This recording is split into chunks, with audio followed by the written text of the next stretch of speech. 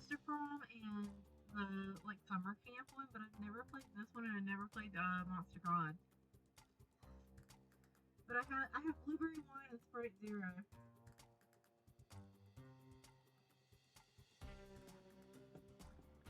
Actually pretty good. Hello. I technically have like rules to this. Like technically, it's a drinking game. Hold on. I feel like I'm very quiet.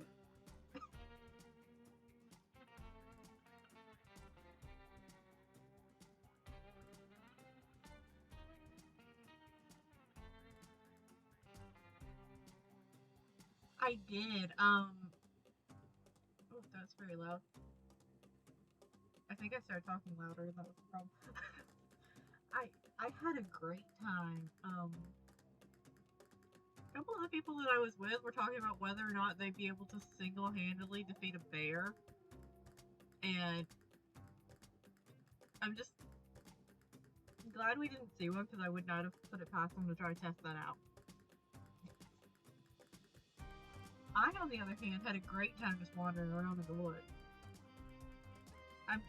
I didn't get lost, which surprised me.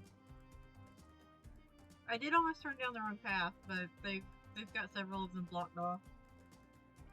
Yeah. Look, they were convinced that they could be a bear. Everyone else, including myself, were convinced that would not happen.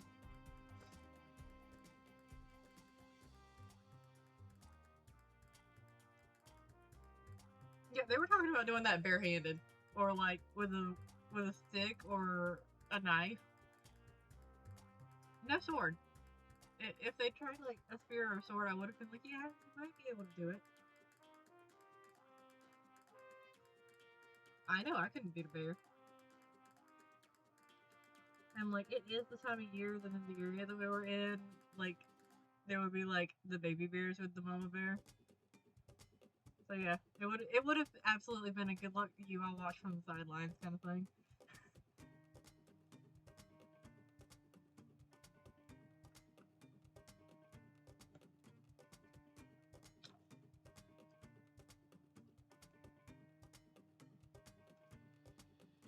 Alright, let's get this started since I've already drank like half of my first cup. So the halfway rules that I have is that if I either massively fail the interaction or massively succeed in the interaction, I drink. Or if I make an unnecessarily thirsty comment. But I will also just be sipping on this thing along the way. As long as the animal isn't hungry, they're scared of us as we are of them. Yeah, the thing is, when you start throwing like baby bears into the mix, they get a lot more unafraid because they will protect their children, and you cannot outclimb a bear.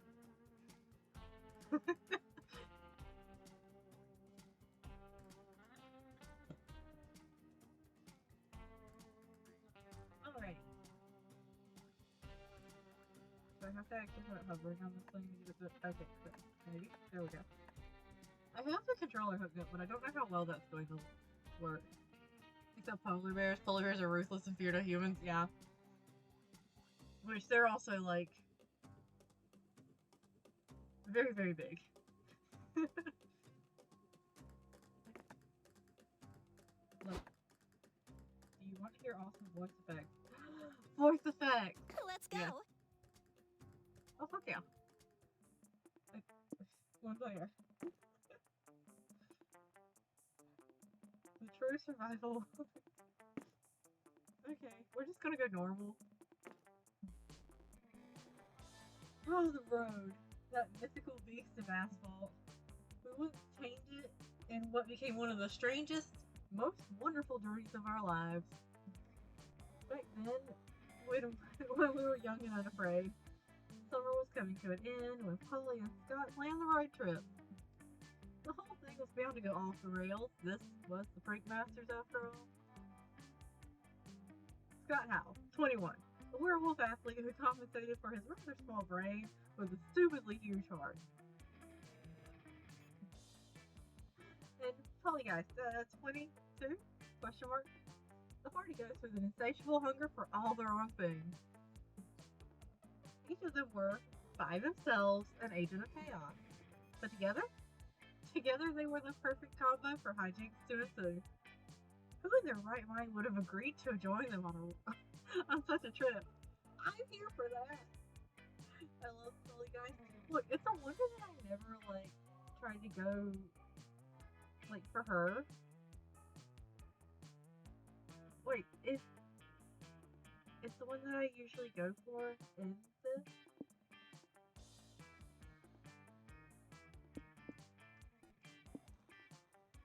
She's one of the DLC ones, so... Hey, there's a little dude. This is...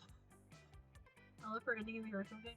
I meant to go for it. I did a great job of getting the bad ending.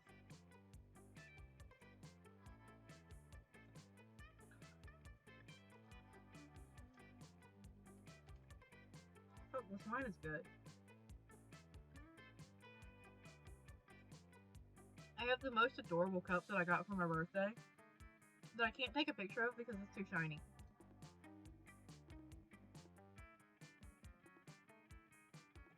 This little dude here is who I consistently play every single time I play one of these games.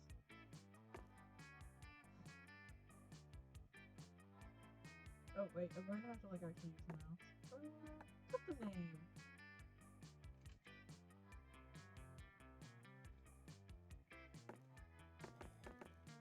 Let's go.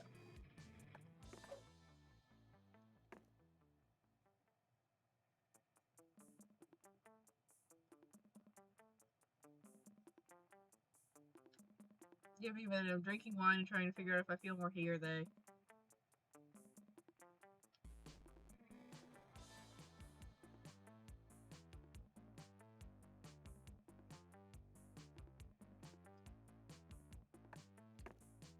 Goodbye, comfort zone.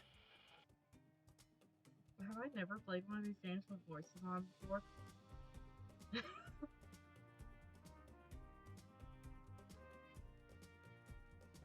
I'm glad I kept the wine in here with me because I'm absolutely going to need a refill.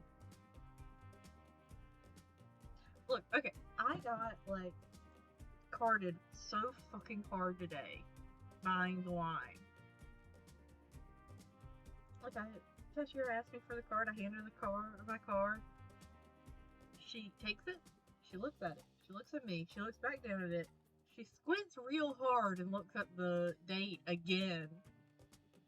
And then she grabs the scanner and scans it to make sure it's a real card.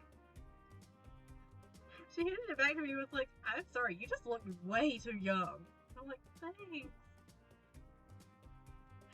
I'm like 10 years over the legal drinking age now.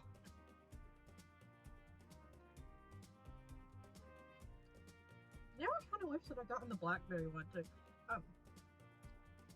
So I was like, I'm gonna treat myself. I'm gonna get a nice, like, fruity wine. I saw a blueberry one, which is the one that I got, which is really good. And then I saw a blackberry one, and I almost went for that because it's a purple bottle, and I think purple bottles are fun. My mom's in her 40s and has that issue. Look, I have met many people who are, like, in their 40s, almost 50s, and like, everybody still tells them that they look like they're, like, my age at the oldest. Oh, hold on, I feel a hiccup. Oh, hiccup. Yep. Honestly, I just think it's fun, because, like, nothing says that people are bad at judging each other's ages quite like when somebody looks younger than they are.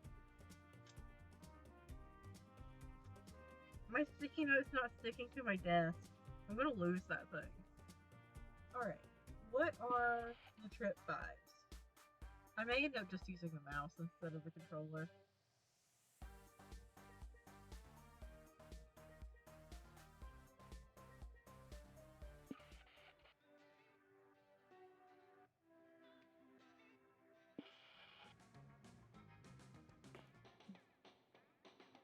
Oh, I love this kind of music. The funnest road trip music is stuff that makes it sound like you're fixing to go to the beach. At least in my opinion. Was the road trip a dangerous idea? Yes. Was it poorly planned? Yes. Hey, that's like every road trip I've ever been on. I don't plan more than like I have to. I just kind of go, I got enough money, and hope that I make it there and back. Did we do it anyway? Fuck yes! For the end, we were young and unafraid, and we were ready to start. Come on, remember your driving lessons.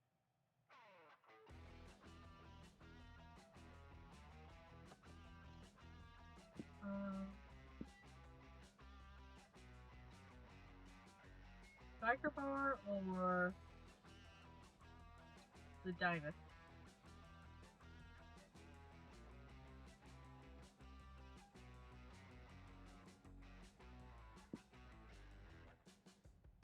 Biker bar. We're not riding motorbikes. Whatever, of course, like two bikes stitched together. I can't even argue with that. Breaking bottles, clinking shot glasses, revving motors, the crash of a window some dude just got thrown out Can of. I dart?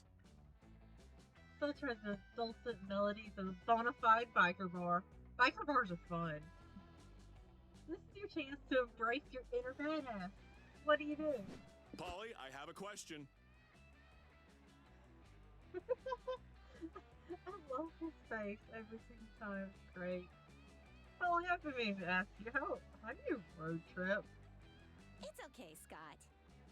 There's no shame in asking, Scott. Let me explain. All of us will share 6 essential resources, and we need to manage them wisely to keep this trip afloat. I'm not good at managing resources, that's why I don't do that in the lab. So we need to be careful, because the choices we make during the road trip can affect these resources. And if one of them depletes completely, we can kiss this road trip goodbye. I get it. So our goal is to avoid running out of any resource and keep road tripping forever. No, the goal is to reach one of the 6 destinations every road trip leads to. I have this travel guide that explains how each destination requires us to hoard a different resource.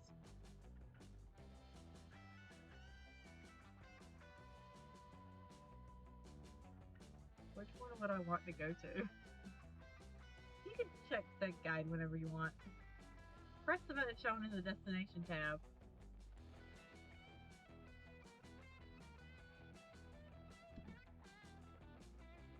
Okay.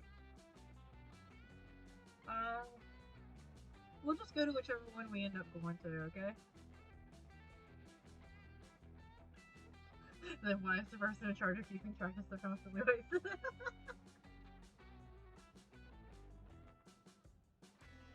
How much wine do you think I'll spill trying to refill this thing?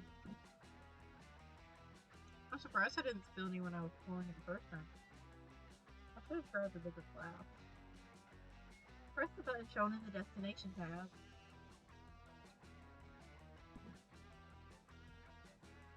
Is this not the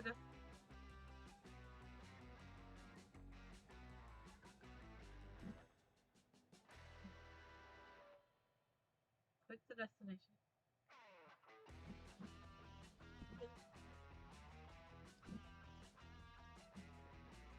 Okay, there we go. I don't know what just happened. I think it was because I was backing out of it instead of hitting the same button again. There you'll find the requirements to reach a destination and win the game. In FX position, narrator voice inside our head? We get it. Keep our resources far above 0 and hoarding up of one resource to reach a destination. Let's go.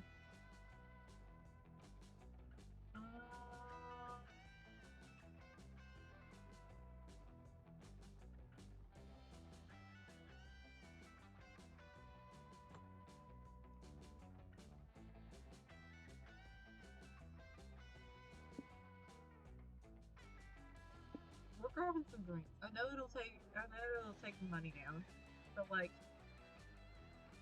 cannon or whatever. You and your friends take a seat at the bar. A tough-looking unicorn and a boisterous storm elemental sit next to you. I am listening.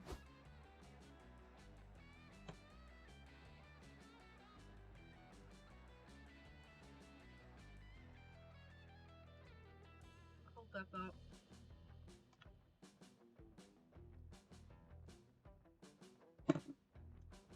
Need to refill the cup. Hey guys, didn't know you drank here. Hey, bro.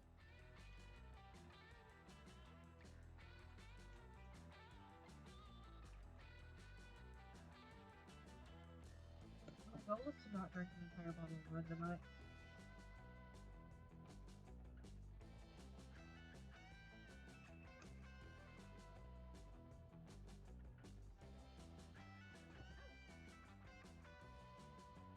There it is.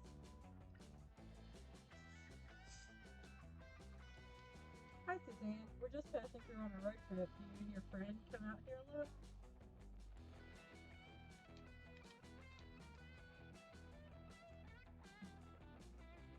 Yeah, all the time. Whiskey and I own this place. Oh, even better. Well, not literally. Someone else does that. But we own, like, the cred of this place. Hey there, Johnny. Oh, I can feel a hiccup. Oh, there we go. We're tight with all the regulars. Look, Johnny here. What's up, man? How's your knee? The Baker Whiskey shouting out looks up and says, my name's Broderick. Who the hell are you? I love that. Classic Johnny. Classic Johnny, such a jokester. Right, so what's good to drink here? Try the fermented gasoline. It'll put hair on your chest. Sure, the gasoline's pretty good. If you're into fruity stuff. I'm a screwdriver man myself.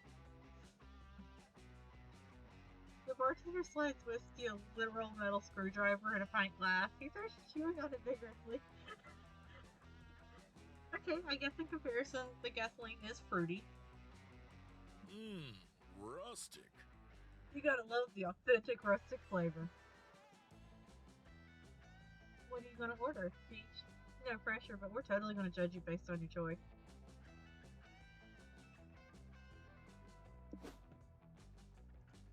A punch in the face, the strongest spirit, the spirit of someone really strong, or a glass of water. The punch in the face has a straw, I like it. You pay the bartender 2 money, and he slides you a shot of strong liquor. You take a sip. Not bad. It's missing something, but honestly, you're just glad the punch in the face was a drink and not a literal assault. I don't know. I kind of like the idea of that. Does that count as something I need to take a sip for? Because it wasn't really thirsty. I'll do it anyways.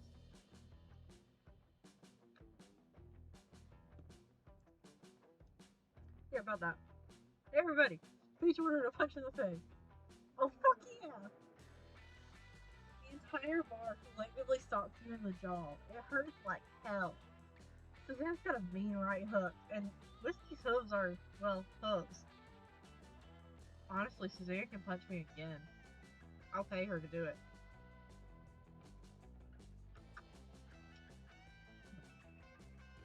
You swallow the blood in your mouth. It's delicious for some reason. Pretty good, huh? Blood is a secret ingredient that makes a punch in the face work. Man. Oh man, I wish I still had blood in me. I'll never know the true flavor of this artisanal beatdown. She looks so sad about it too. Don't worry, Polly. You can possess my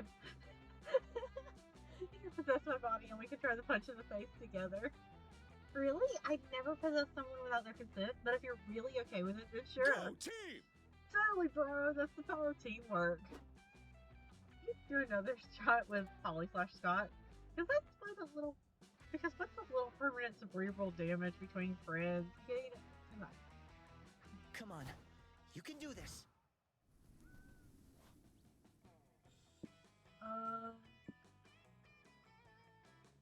A used car dealership. Or cheap motel. I'm feeling the cheap motel. I want to see what all the mysteries are.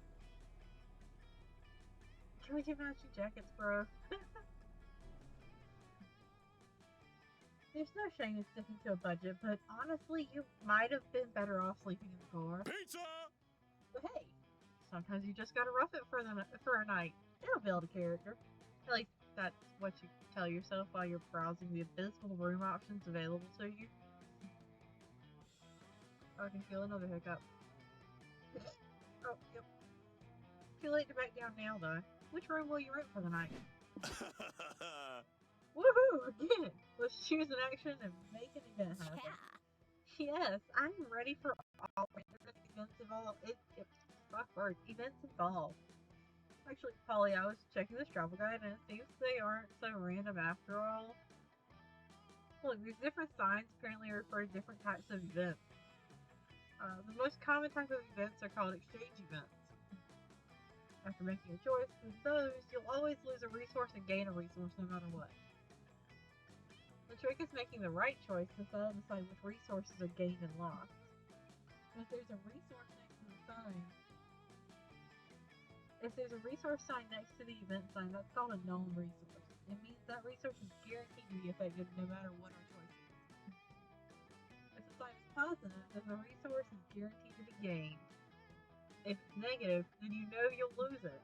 Like for example, if we see an action with this sign, we know we'll lose money here. Our choice will only determine which resource we'll gain. That's not so bad. If we know losing or gaining a resource is unavoidable, we can be strategic about it. This all sounds very useful, but also like too much pressure for fan favorite Polly to keep track of. Peach, can we leave these decisions to you? Thanks.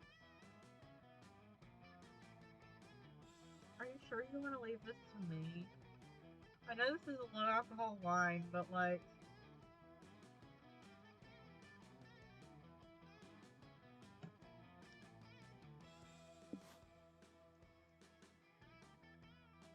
Oh, it gives me that little tutorial on all of that, and then these are unknown resources all the way across.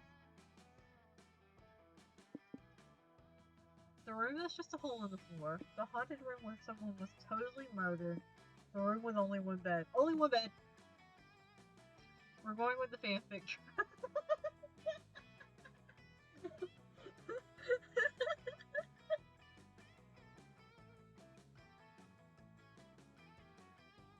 Felt like I needed a drink because it called me a horny fuck. You horny Let's fuck. do it! Nice! I'd love to share a bed with you guys. It would be nice to have the bros keeping me warm at night. I wish everyone had good bros to share their beds with. If I could, I'd share our bed with the whole world so everyone can experience this joy. Yes, fuck it, wish granted. Let's share a bed with the world, Scotty. Probably post a Craigslist ad saying, bed sharing party, all are welcome. Soon you've got a line of potential bed sharers outside your door. Who are you?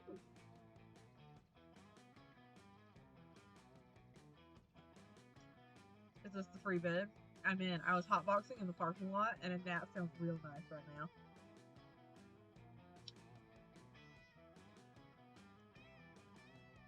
I'm in. I feel like I should take another drink. Free nap, huh? Fuck it. I was planning to come back from my break late anyways. Guess the party's passed in the house. Let's flummer the hell out of this party. Police! This is the police. We heard about the free bed. We're here to confirm you haven't torn off the tag on your mattress. We are? I thought we were going to take a nap on duty. Damn it!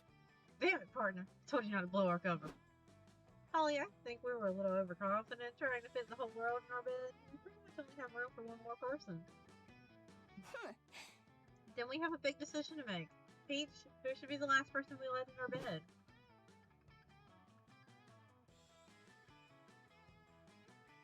Warren Walter, Big Spoon for Hire. Or Commander Night Night, survivor of the Pillow Wars.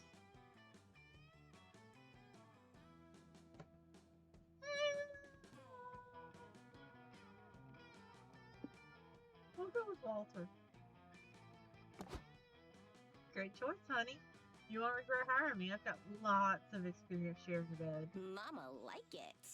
Mama likes what she hears. What credentials are you bringing to the bedroom, Walter? My body has the perfect size, shape, and soft to firmness ratio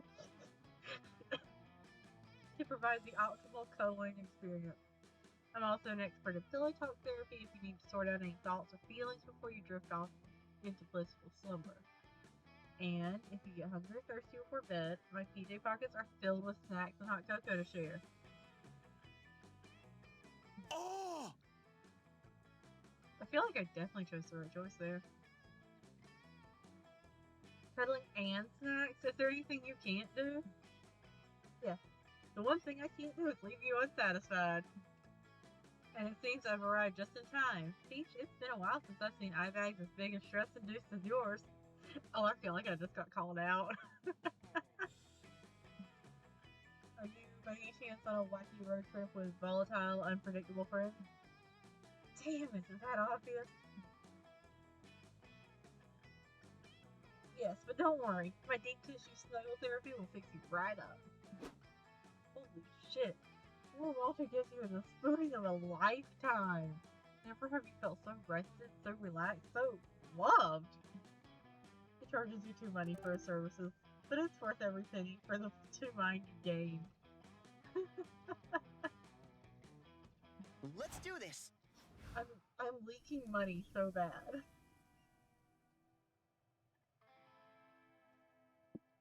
Okay. UFO sightseeing spot or shady property.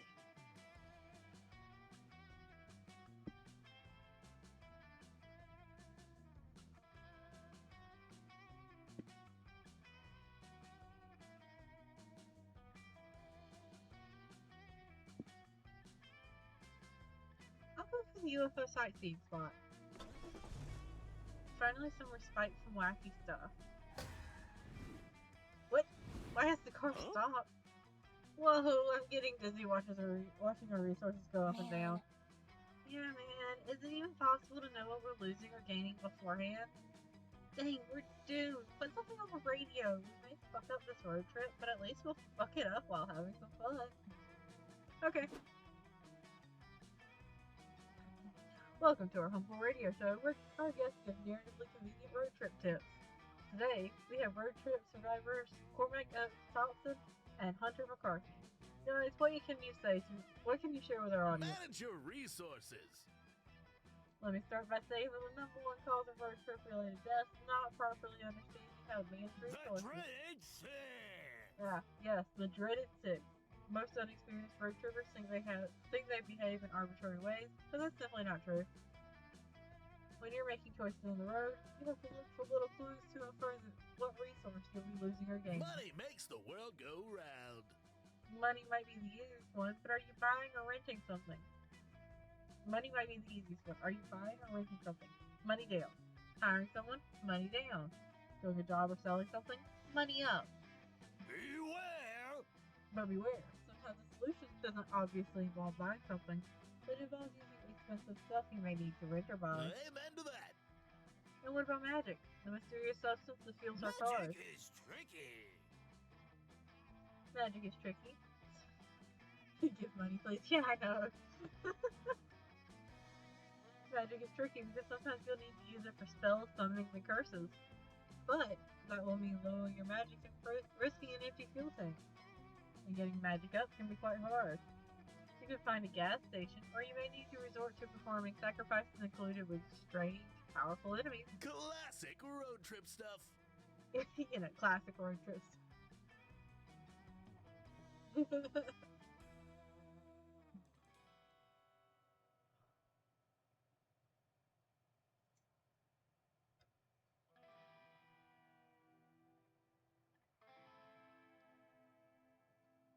Hold on, I gotta get comfy again.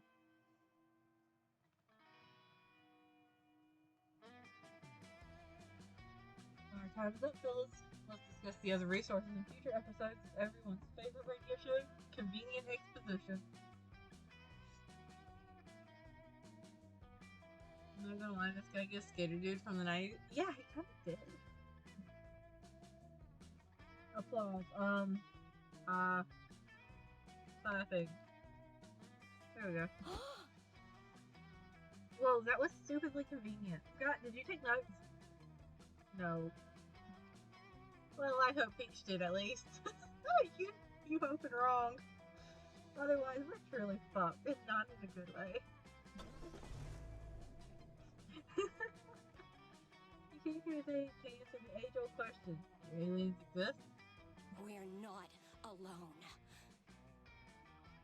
Who knows if you'll see anything today, but at least it'll be fun to hang out with the other UFO spotters. So besides watch the stars and swap extraterrestrial conspiracy theories, what do you want to do?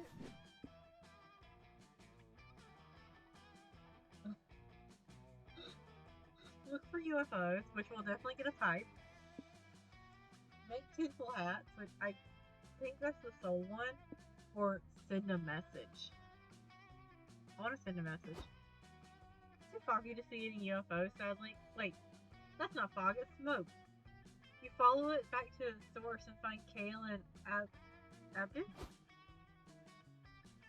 What's up, guys? Want to send a message to some aliens? Oh. I'll send a message to whoever you want if I can bum a head off that pipe. What do you want the message to say? Yo, I am with her on this. I don't know yet. Whatever it is, it's gotta be really important, you know? Like something profound and deep and interesting all at once.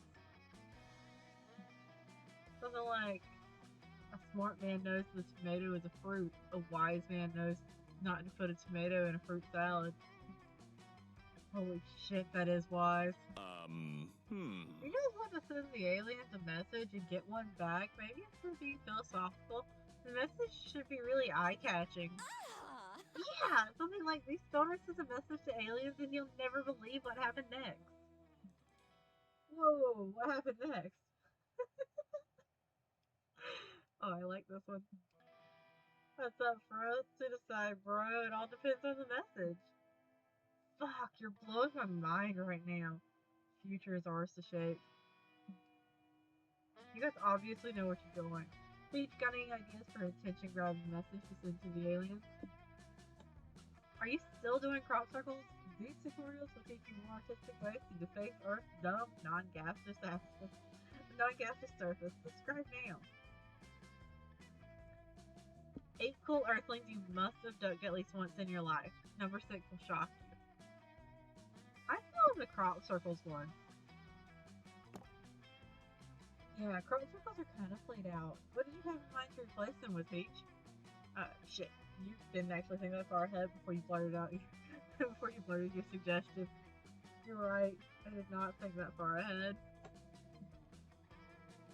What about crop squares or crop triangles? Man, this is supposed to be a clickbaity tutorial, not a geometry lesson.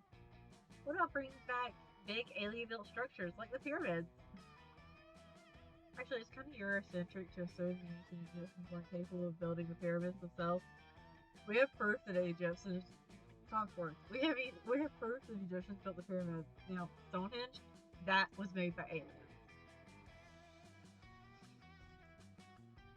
You know what? I like that. I like this interaction. Oh, gotcha. Sorry, I didn't mean to stereotype. No worries. The original idea was still good. We can convince aliens to go back to making cool architecture. You know what?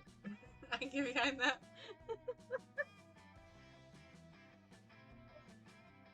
Oh, I feel like I need to stretch.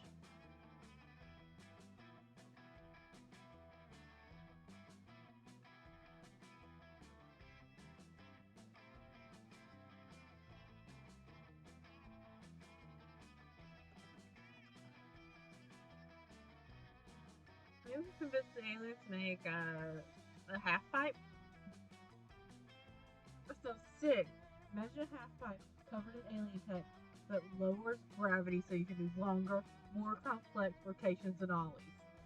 Oh, I got it. And they should add an alien hot dog stand nearby with condiments from all over the galaxy. I am so on board with this plan. Hold on, I gotta grab my water bottle. I'm thirsty, but I don't want to, like, chug this stuff.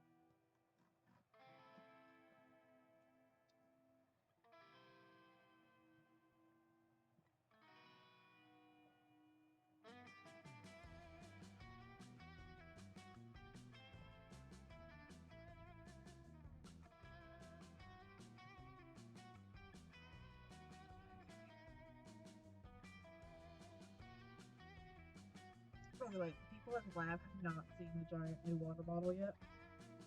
It's gonna be great when I walk in tomorrow with it. They already talk about how big my regular water bottle is. And this one's like, I did the math, it's like 156% bigger. Oh, hit that one. Great plan. Yeah, that was fuck hard. Good work, Peach. Alien half-pipe it is. Sweet. You film a video. A true liquid enjoyer. Look, I was so excited. With the 100-ounce bottle, I had been looking for one that size for ages, since during summertime my 64-ounce one just isn't big enough. And I paid like $13 for it, which is even better.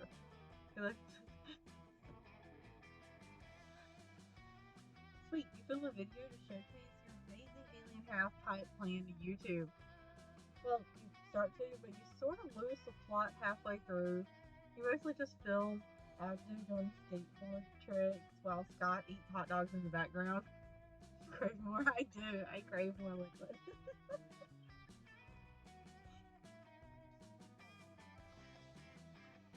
I love the idea of us trying to film like a alien message and instead just like getting sidetracked filming skateboard tricks and and Scott eating hot dogs in the background. By the way, it's the same amount of water but you do. I like water. That and I try to avoid drinking sodas or sweet tea is really big in my area. And like other things that I just try to drink as much water as possible. An alien message, but it's a big shit post. Yeah! It's undoubtedly a cool video, but not what the viewers click for, and you lose 2 soul for using clickbait. But you still gain 2 mind for devising the alien half-pipe. That's $1 million idea. So currently our highest one is mind. Aren't we going too fast?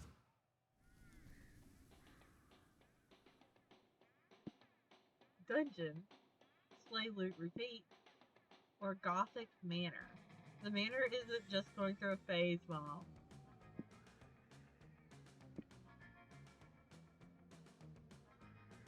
Dungeon. Remember to check the speed limit. I think it's 4 speeds per car.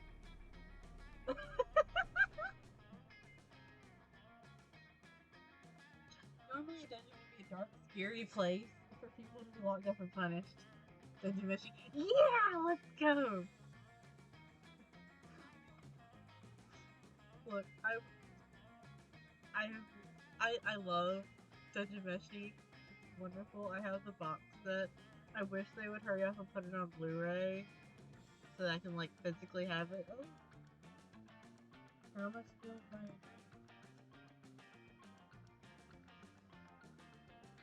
I would happily go into a dungeon. You got this.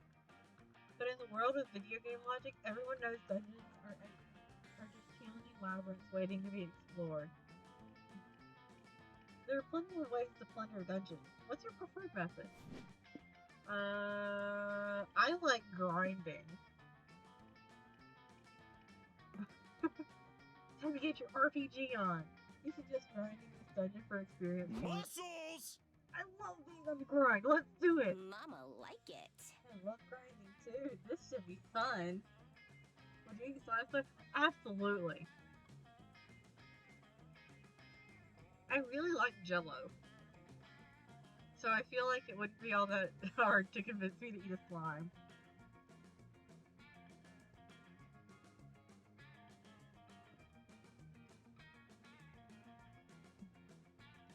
the right kind of grinding, but it's too late to explain. You're surrounded by slimes to kill. Time to grind for XP. You get to work slaying slime. You'd think this would be a difficult task, but these slimes are actually stupid easy to kill. They practically explode at your touch. In fact, you kill a couple just by staring at them really hard. What the fuck? Aw. This feels so mean. I don't like killing slimes. Why are we enjoying this to them? I think we're supposed to get experience from this, which is important for some things. Anything that's squishy and ooze like freaks me out. Anything else is game on though. Look, as long as it doesn't have the texture of a mushroom, I'm down to eat it. I just don't like the texture of mushrooms, so the walking mushrooms would like be out. Anything else is game though. If this is for experience, it's not a good experience. The slimes don't deserve to die. Just look at the little guys, they're beautiful. Sure.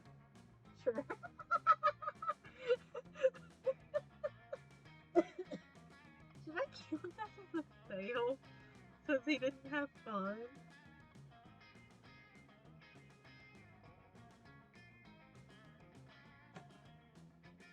I took a drink anyways. Aw. Oh, you're right, Scott. This is cruel. These slimes were just chilling in this dark, homey dungeon before we started slaughtering them. As you stand there contemplating your heinous actions, the slime in front of you throws itself onto your sword. Was that ugly? It is kind of cute. I'm not gonna lie. Help! No, stay with me, little slime bro. Let me heal you with the power of my hugs. You'll stab yourself. Hug the slime so hard it explodes. Oof. The price of never skipping arm day. Free sword though. Yeah, I'd be down for a free sword. I don't get it. Why don't they even try to protect themselves? Are they having fun dying? I think these slimes have gotten so used to adventures killing them for XP that they've evolved to think their only purpose is to be killed for XP. Aw. That's terrible. Shall we try to teach the slimes a new way of life so they won't exist to be slaughtered anymore? That sounds more fun than tediously spilling slime blood all afternoon. How do you improve the slime's lives? Teach them karate. They'll acquire confidence and self-esteem, value their existence over giving XP points, and they'll be able to kick adventurers' asses. Or, if your main purpose is giving adventurers experience, help them open a high-end restaurant. It won't sell a meal, it'll offer an experience.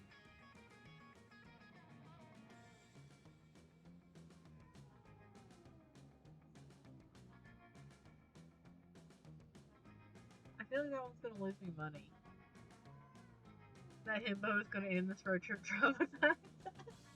This does make me want to go back and replay the first Monster Prom game because I really enjoyed that. Fuck, I spilled my drink.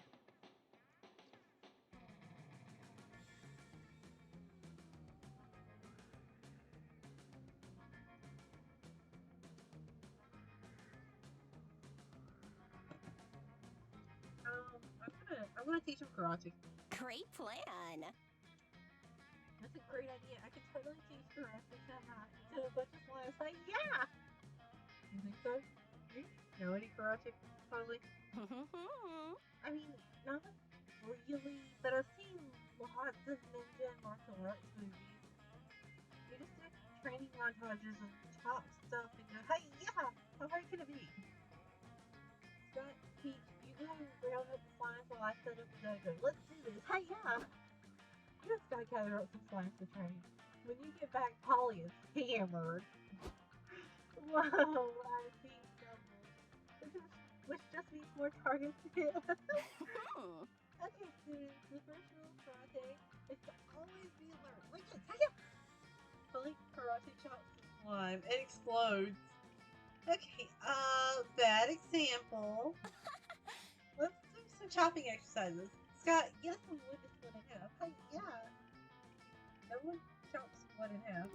Between Polly's drunkenness and the slide's lack of arms or legs, no progress is made. Too soon and it's lost. Loser. Come on, you stupid slime. If you're supposed to be Karate's masters by now, how else are we gonna get black belts to defeat the rest of Dojo?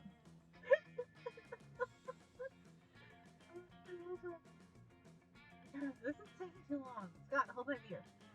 I'll just do a training montage to speed this shit up. Let's restore to nonsensical martial artsy moves while humming Eye of the Tiger. This is not a training montage. Oh, isn't it Peach? Isn't it? And she blacks out. Whoa! Whoa, the montage worked. Look at the slime. Huh? All the times there's something with black belt now. Actually, a training montage somehow? You gain 2 souls for helping the slime learn self-defense and purpose. Scott carries Polly out to the car while she mumbles, "Hi-ya!" in her sleep. Oh, Polly. Time to stop and take a rest. Where to sit? Finally, a place to rest. Even if the spectral booty needs to do some. Even the spectral. Even the spectral booty needs to do some sitting after so much shaking. The guide says there are several rest stops like this one. We should be able to reach one, like, once a week after visiting 4 locations or so.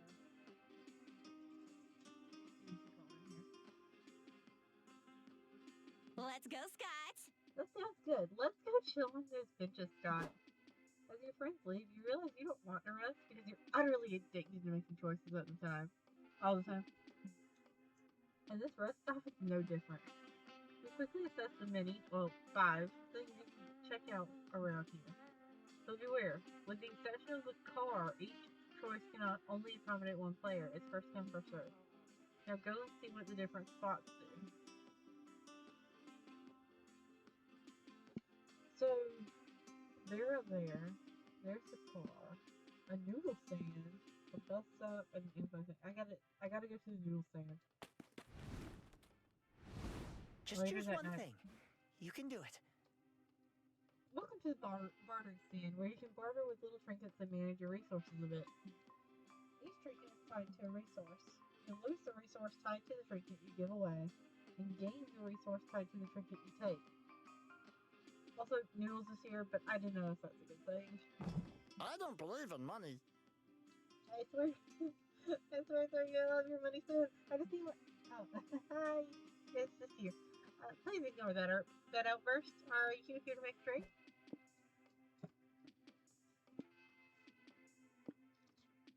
Oh, wait, a gas canister? Someone else's credit card. Scott snacks. The sequel to an erotic fanfic about dragons. Well, I know I can't give up the gas canister. I need that. Obviously, I need someone else's credit card. I'm not paying for this shit myself. Can't give up the Scott snacks. I'm willing to trade this. Plus 50 common points voucher. A nobility title. Forbidden fruit condoms.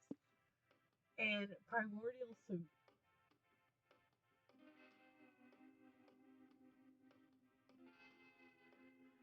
I'm not gonna lie, the primordial soup is calling to me. I had an iguana once.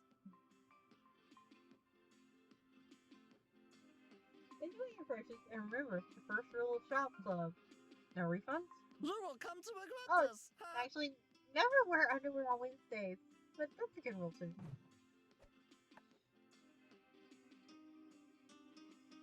Okay, so mine is currently in the lead.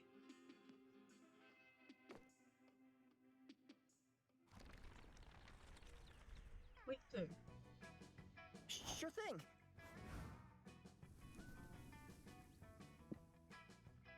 Wild West Town. This town ain't big enough for the 2 of us. Finally, you can be a clown without people noticing. I gotta be a clown.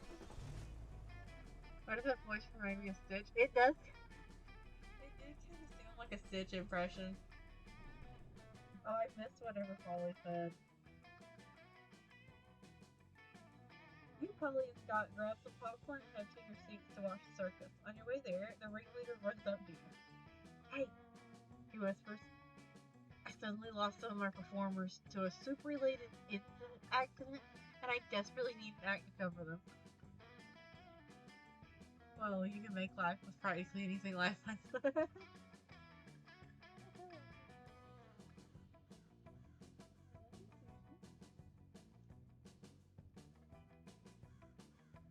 Was the soup-related incident the primordial soup? Because I kind of ate that, I think.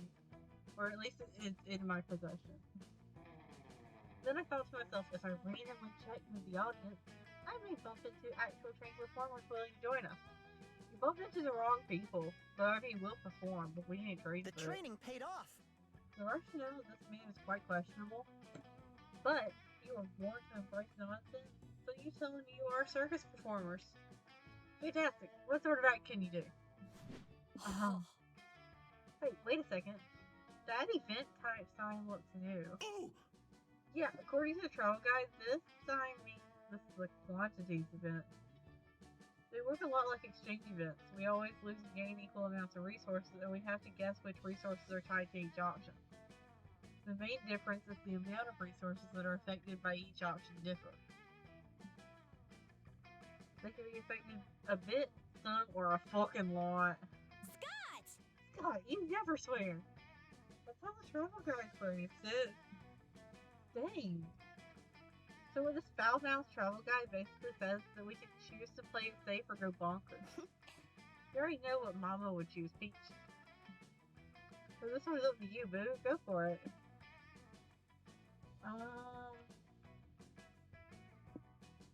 Jugglers, which would give me money. Magician, which would lose me magic. Or Aerialist, which is the new event type. I'm gonna go with Aerialist. I don't know what an Aerialist is, but we're gonna work with it. You and your friends sign up to be acrobats. Oh. It might be dangerous, but today isn't the day danger suddenly becomes a deterrent for your choices. Polly grabs the trapeze and does 3 flips in midair, with no safety net. Oh, whoa! She faces the audience, waiting for the applause. Boo! That chick's a ghost. She can't die. Where are the stakes? Yeah, boo! Also, why is she in a sexy leotard? Give us ass or give us death. Did you see her outfit? I don't think she needs a leotard. She's fine in that. Oh, great, the wolf pack beard. Can't wait to hear them mansplain how to hang from the trapeze correctly. Now that you say that, what if you hang from the trapeze in ways that makes you show more ass? Give us ass. Well, I think today is the day I give your cousin death, Scott. They asked for it after all.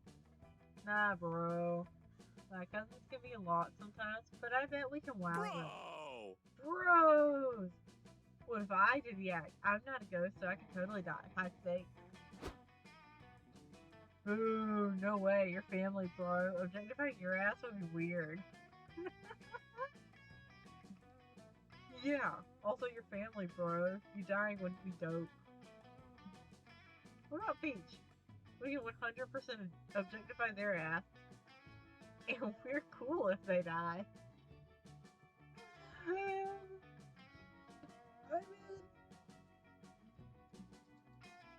Like, make a good point, actually.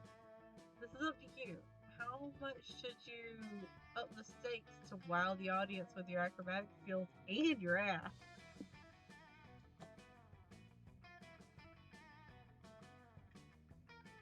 You're not reckless enough to do it with no net. But what about using a net made of a very itchy material? If you fall, it'll be like very itchy. No net, no hands. No net, no trapeze. You'll just jump from the 60-foot platform into a painful but hilarious fall. I think you know what I gotta choose. Whoa, bros, are you seeing this shit? Is Peach seriously gonna do the act with no trapeze? Wow, that's super dangerous and dumb, which means it's amazing. Yeah, it's awesome how it's awesome how often cool things and dumb things overlap. It makes me feel a lot better about being so dumb. Wait, what's happening now? Are Scott and that ghost in the rock with the rock and boob trying to talk Peach out of doing it? No, no, no! Don't try to talk me out of it. Let me do this dumb shit. Come on, Scott. Why would you try to put a stop to this awesome danger? Are you a werewolf or a werepussy? No, they got Peach chicken out. They're walking away. No, they got their chicken out. No. Wait, it looks like Peach is gonna step on that banana peel conspicuously placed at the end of the platform. Really? Does that mean they'll... Yes, yes! Peach slipped on the peel.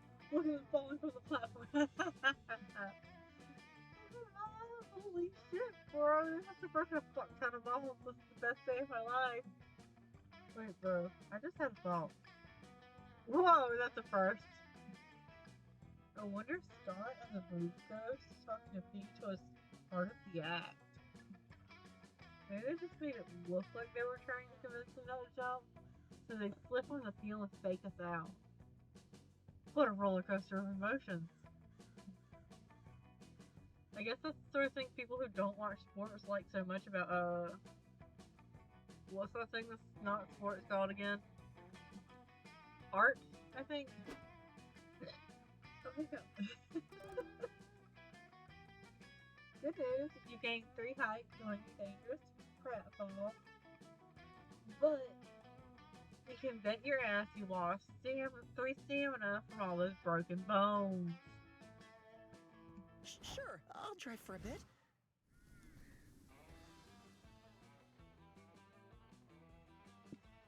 Do's Diner, order something for Dare, or fortune teller.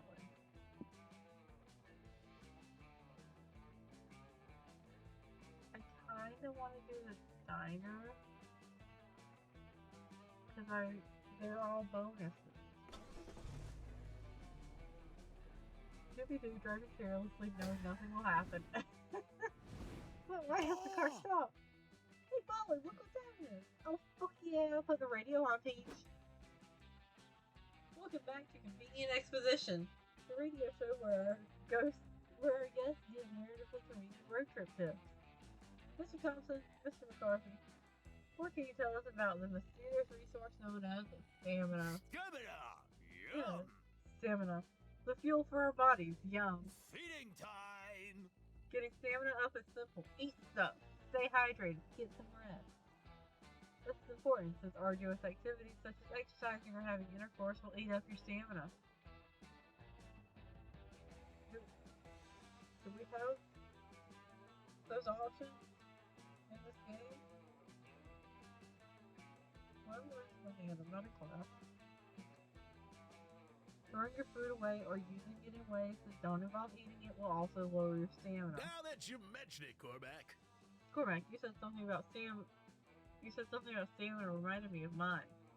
Something you said about stamina. Wow. Okay. I read that twice too. It takes an experienced road tripper to differentiate how resting raises your stamina, but relaxing raises your mind. You're right, Hunter. You're spot on, Hunter. A strong, relaxed mind can save you from succumbing to road madness and what to this day I suspect is an ancient deity preying on mortal psyche. Yeah, if I'm on the road too long, I definitely feel like there's an ancient deity preying on mortal psyches all the time. Relaxing, finding enlightenment will keep your mind up, and so will you strengthening your brain by learning new things. But if you overtax your brain, you actually risk blowing your mind. The mind is a dangerous thing. Anything that strains your brain can result in mind loss, from trying to comprehend the incomprehensible to getting in fuck words to getting in anxiety-inducing situations. You betcha, says the radio host, even in thinking a lot for too long, like myself after this very edifying rumination. Which is why we'll stop this episode right here. Cormac F. Thompson and Hunter McCarthy, everyone.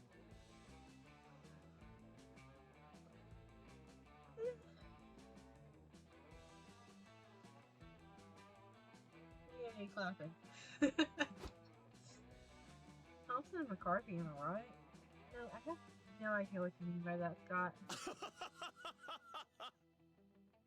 Me neither, Polly. Me neither. You read about this diner and a listicle of the top 10 most cursed restaurants you should never ever visit? We're doomed. Oh, look at the little guy. Obviously, you took that as a challenge. Seriously, after all the dark magic you've messed with over the years, you think you can handle a diner. So, now that you're here, what do you do?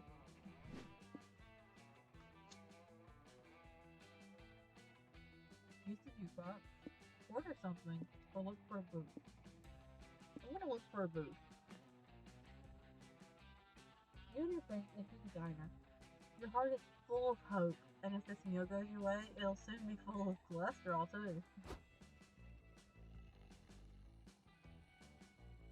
Welcome to Doom's Diner, where we've been in the business of misery since 1952. How may I help you? Hello! One group-sized booth, please. Can you bring us 3 extra bottles of ketchup too? 3 extra. Are you going to freeze them all, Scott? I like ketchup as my appetizer. If I like to get the rest of the plastic baggies to throw our cars on the highway. wait, I love that.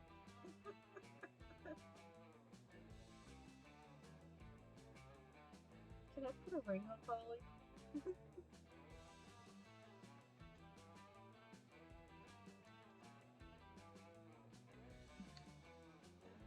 Don't care, didn't ask. Instead of the Morgan here, so you guys can sit wherever you want. Tight. You head for the closest booth. Bitch, you crazy! We can't just pick any old booth like that. Picking a diner booth is massively important. You gotta think about the jukebox proximity, drafts in the building, lingering bad vibes.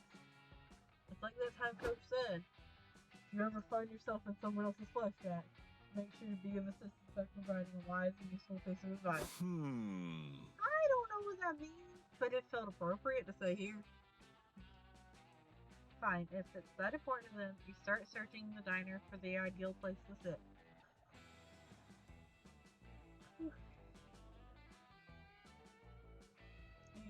Very sleepy suddenly. I suspect it might be the drinks. It's been a while since I drank wine, so I cannot remember if it makes me sleepy or not.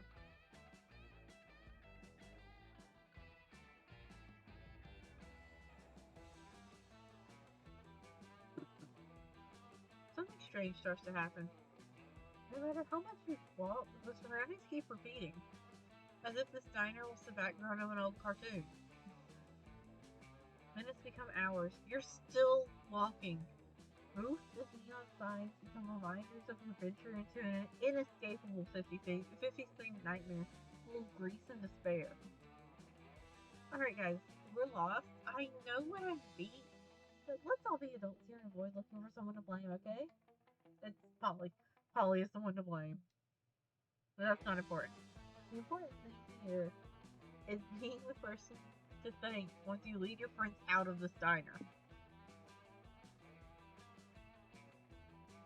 Make a blood sacrifice to the diner god for assistance. Hire a diner Sherpa to guide you. Well, obviously we're making a blood sacrifice. No time to lose. You stab yourself in the leg to get some of that sweet sacrificial blood. Peach, you seriously need to stop solving all your problems with blood sacrifices. You can only offer so much blood. I like when they do the chanting part though, it's sort of soothing. Yes, exactly, the chanting. Here they go again. I'm telling you, if you're not keeping all that blood, you can at least be doing way funnier things with it. As if making a blood sacrifice to the diner god is not the funniest thing I could do in this instance. Polly is eye-rolling while Scott hums in sync with your chants and... See something of fry in your blood? Fools! They do not appreciate your sacrifice. Your diner god will surely forgive their lack of faith when he sees your bountiful offer. What's happening? Why are you bleeding everywhere? You're not allowed to bring outside blood in. We're trying to run a business here. The diner god, he has come! You throw yourself at his feet, begging for assistance and finding the booth most holy. Don't mind Peach. It's just full of hallucination. This happens a lot.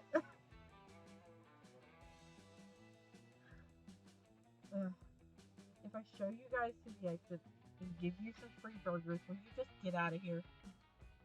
Praise the diner god, fail with kindness. You get out, which gives me 2 minds as you escape the diner maze. Oh my god, but you lose 2 stamina from like a blood loss. There's something deeply wrong with him seeing his strength. It is! I love this so much.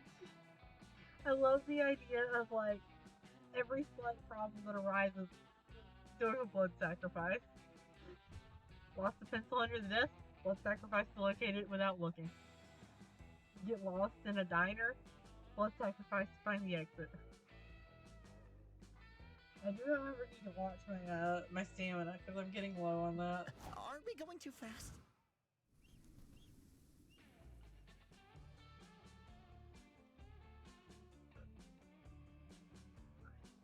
So wonder how MC is still alive.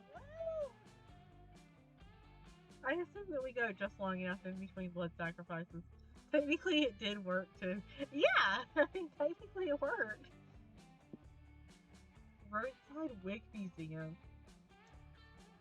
A museum full of what the fuck is that word? Wonders? Simon Soups. It's a super special place. I gotta go to that one. I love looking at road we leave behind. Okay, but not while you're I can just imagine Scott like hanging out the window like an excited like dog watching the road go by as he's driving. This Romeo soup restaurant seems to be years past its prime. Still, you're hungry and a bowl of soup would really hit the spot right now. What's the worst that could happen? Some kind of murderous robot pops out of the shadows to kill you? Yikes. Yeah, that's way too unlikely and weirdly specific to happen. So what do you want to do at Simon Soups? Soup time? Celebrate your birthday. We're gonna I want to celebrate my birthday. As you walk inside, you see a sign that says you get special privileges if it's your birthday. Now there's an opportunity the prank masters can't miss. Welcome to Simon Soups, where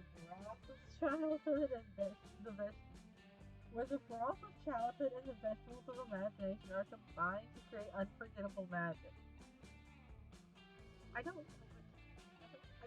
I feel about that? I like a booth for me and my friends. Make sure you get a special thing for Peach. It's their birthday. Wait, really? I had no idea. Happy birthday, bro! Okay, your party consists of the birthday superstar booth in front of the main stage. I'll boot up the birthday show.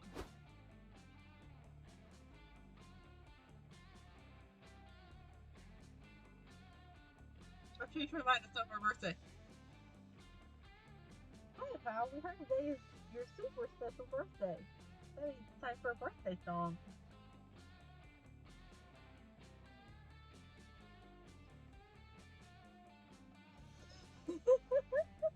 Initiating non-copyrighted birthday song number 66.6. Happy birthday. Simon Soups to you. Happy birthday. May all your days be so... Why were you born so succulent? Why were you born at all? You had no say in it, no say in it at all. Wow, okay. Just know that on your birthday, you're my super special pal. Now be a good kid this year, or we will let you down. Okay.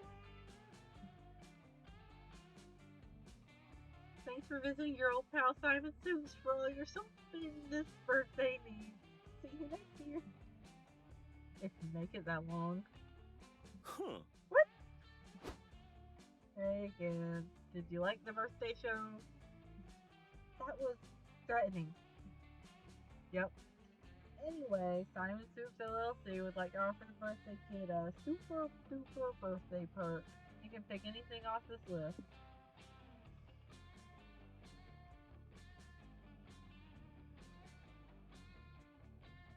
Be the first to cut a slice of birthday soup.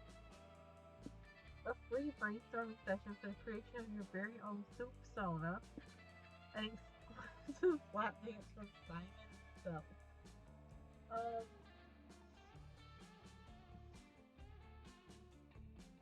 While all of these sound intriguing, to say the least, I do think I lean towards being the first to cut a slice of the birthday soup. Okay, here's your birthday cake flavored soup. Oh wait, that's a horrifying statement. The waitress gets you a bowl of chicken broth full of rainbow sprinkles. She puts some birthday candles in it, and they just sink to the bottom of the bowl. Never mind, I love this again.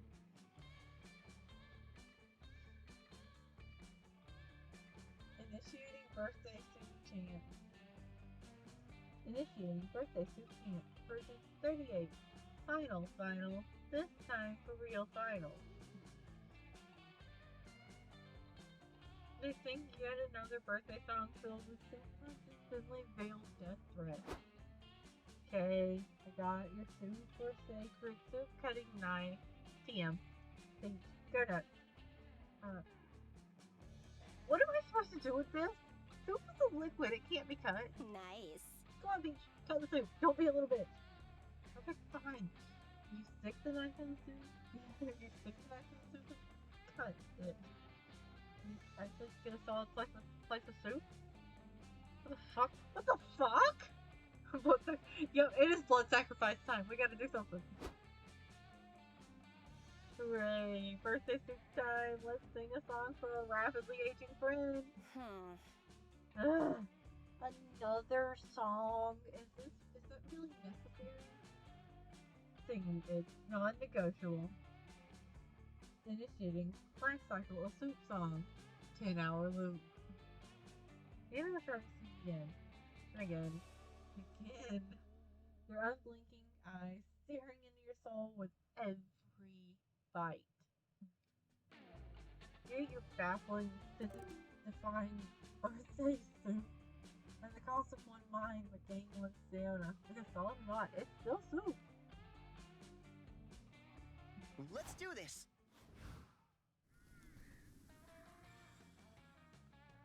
Okay.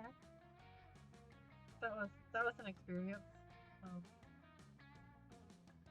I hate when people sing happy birthday to me. I can only imagine how much more I would hate it at a place like that. But I do love puns. But I hate people singing at me.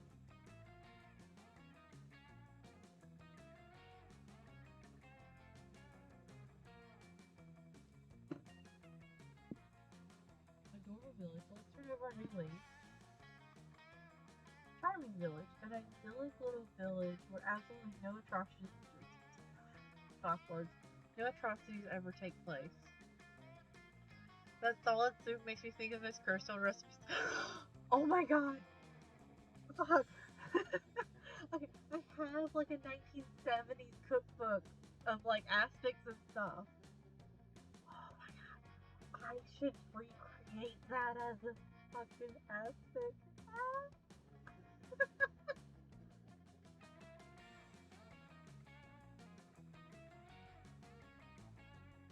Wait, do you think sprinkles would dissolve before it could set?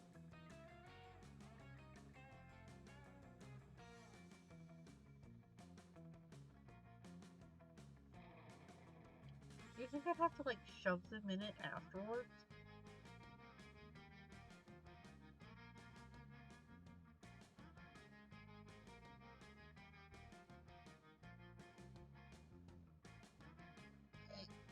Oh, there's Jacob.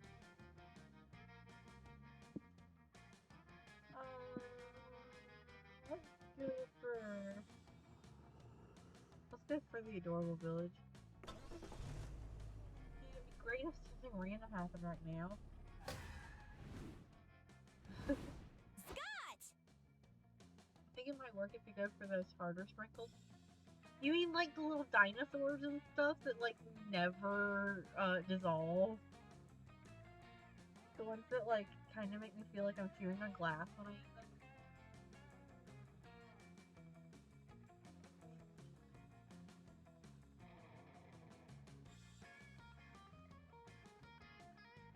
How much would the lab assistant hate it if I took over the kitchen after my shift and made cursed soup?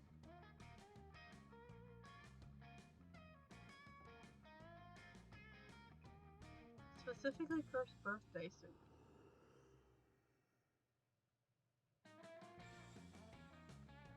Kinda tempted. They're not dinosaur shaped, but I'm pretty sure we have some of those sprinkles somewhere in the house.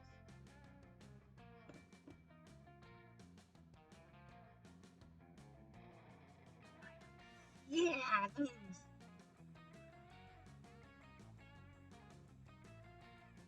Look, there was one time, somebody in the lab had a cupcake with those sprinkles on it, and like we were trying our best to figure out if like they were actually like non-edible decorations because they were so hard. Because there were like little non-edible flowers on the cupcake. So we didn't know if the little leaf sprinkles that were on there were also non-edible. Fuck! Turn the radio on. Convenient exposition has started already. We can't miss it. Roger.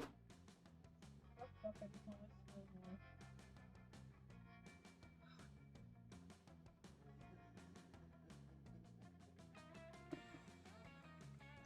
Mr. Thompson, what were you telling us about life again? Yes, let me repeat. Anything that makes you rejoice to your core, you get your high five. That includes laughing out loud, doing thrill-seeking stuff, or going to town, if you know what I mean. Wink. I can't wink. I have my blinking, like, locked so that it, like, just blinks.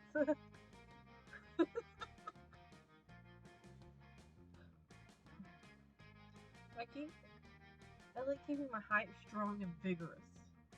That's why I avoid all the stuff that will lower my hype. The hype. Like doing boring stuff, being rude, dull, or annoying people, or choosing mundane solutions over epic ones. Amen to that. Amen.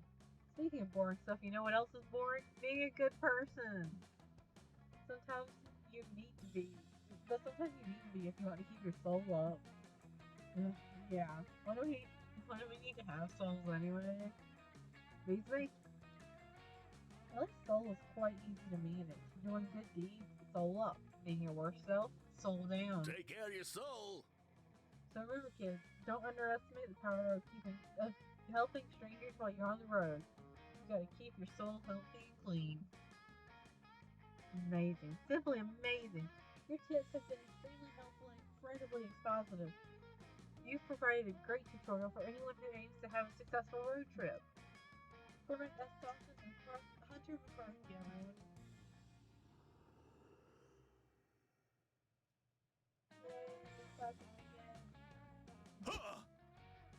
Oh, Polly, I think I've grown as a person. Yeah, Correct S. Thompson and Hunter McCarthy are part of the family from now on. A toast to convenient exposition. Hooray! Wow, what a cute little village. All the inhabitants are adorable animals.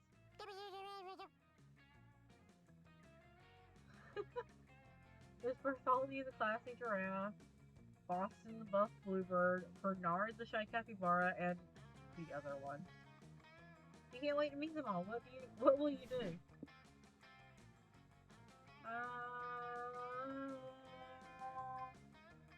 I feel like catching bugs will also deplete our stamina. Actually, I feel like any of these will deplete our stamina. Oh. Attend a town hall meeting or decorate the neighbor's house. We'll do catch bugs because I need money. You and your friends start wandering around the village looking for cool bugs to add to your collection. Hey, bro. Hey, look at some locals. Sup, bro? Sup, bros? Do you know where the best bug catching spots are? the bugs, they have too many legs. No one should have that many legs. But Bernard, bug catching is a fundamental part of our culture. Without bug catching, there wouldn't be museums. But hey, if you guys are looking for bugs, you should ask that one weirdo that lives on the edge of the island. Not them. They're too creepy. Even creepier than bugs. You mean me? How long have you been standing there? 2 weeks. Hey! This feels like a reference to Animal Crossing. Yeah, it's got to be. Like, the decorating the houses and the bug catching is what, like, really got me. Hello, I'm Scott. Your little friend's here. Not friends. Mentioned you know about bugs. We're trying to catch us some. There's some woods of beasts in the island. They're great for bug catching and gooseberrying. I actually need to go there. Huh. Oh, you're catching bugs too? No. I love bugs though. If you catch anything especially special, I'd be down to give you some money in exchange. Yep. Oh, I love some good money. So count us in, little weirdo. So you end up in the woods, looking for good bugs for that little weirdo. Question is, what bug will you try to catch? Catch a tapeworm at your own risk. Catch a bug, but like an outright game bug. I feel like that little weirdo would like an outright game bug. Peach, are you sure this is a good idea? Nope, but there's only one way to find out. You get a net and go chase bugs in the game source code. What could go wrong? Help! Beautiful! Ow! It hurts! Is it over? My soul feels weird. No way, Boo. Do not do that ever again! Polly makes a good point. You have lost 2 mind after messing with your reality source code. But hey, got a bug. My new friends have returned. Do you have bugs for me? Yikes. Yeah, we found one alright. It's in this box. Take it and never show it to us again. They happily open the box and look at their new prize. Is that a good thing? Or do I need to refill the cup? I love it! Oh, should I count this as a huge success?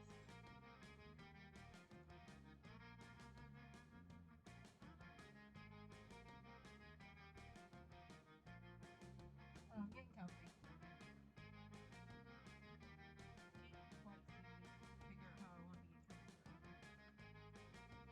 Wait. Oh, that did not work. I gotta keep comfy again.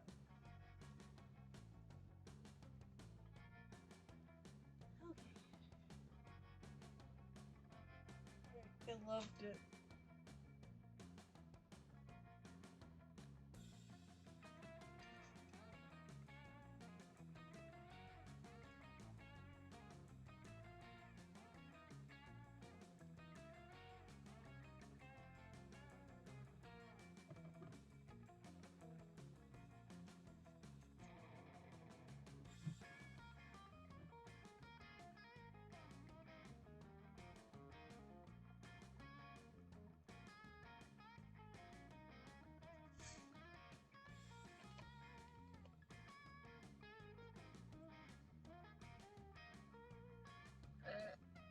I think that one might have been more Sprite than wine.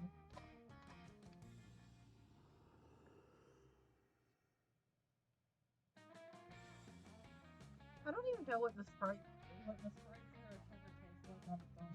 I haven't had it on its own. I've only had it mixed in this blueberry wine. Oh.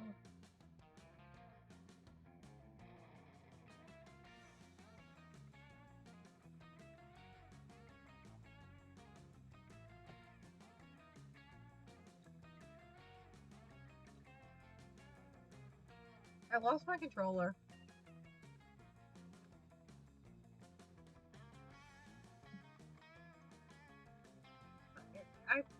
like I tossed it when I grabbed the line. This cute little weirdo gives you a big hug, which feels like what you can only describe as falling into a vat of TV static, and pays you 2 money. Hope it was worth it. Uh-oh. I'll find the controller at some point. I have, however, managed to drink about a third of this bottle so far. I think it's 5 servings in this bottle. How many really is this? Okay. I think I know what bugs Stan likes catching. Yeah, I think so too. I can stop and get some rest. Oh yeah, I forgot we had these. Okay, I need 5 minutes. I'll go to the info place this time. Not sure where to go. How many weeks does this go on for? This is the map info board where you can do 2 things. You can check the map that shows 3 potential locations nearby. You can choose a location and learn how to get there. This guarantees that that location will appear on your next turn. On the other hand, you can use the phone to call hitchhikers. When you visit the bus stop next week, the hitchhiker you called will be there. Oh wait, fuck, I want to do that.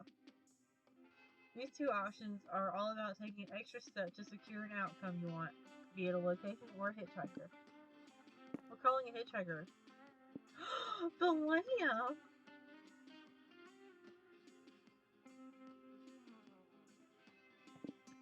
Oh, I can call Zoe.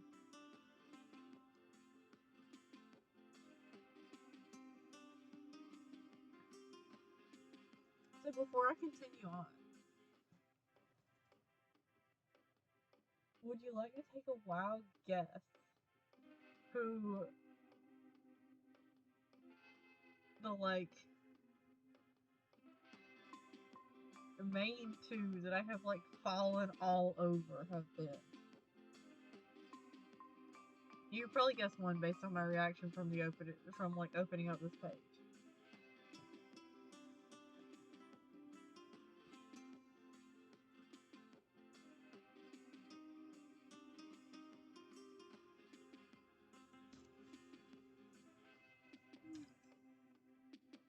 Yeah, Zoe's absolutely one. I love Zoe.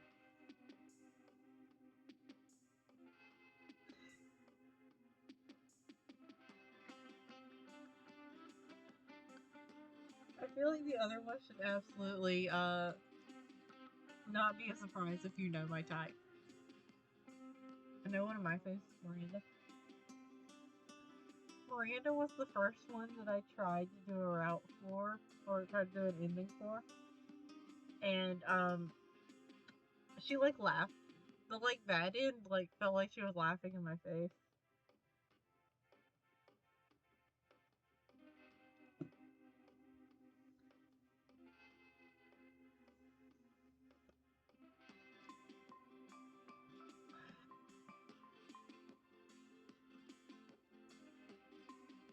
I kind of vibe with the music.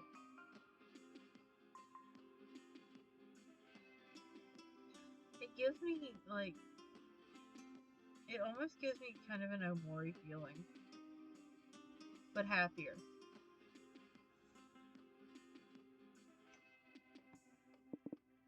The other one is, Damien, by the way. Probably, I feel like that's, like, a really predictable one.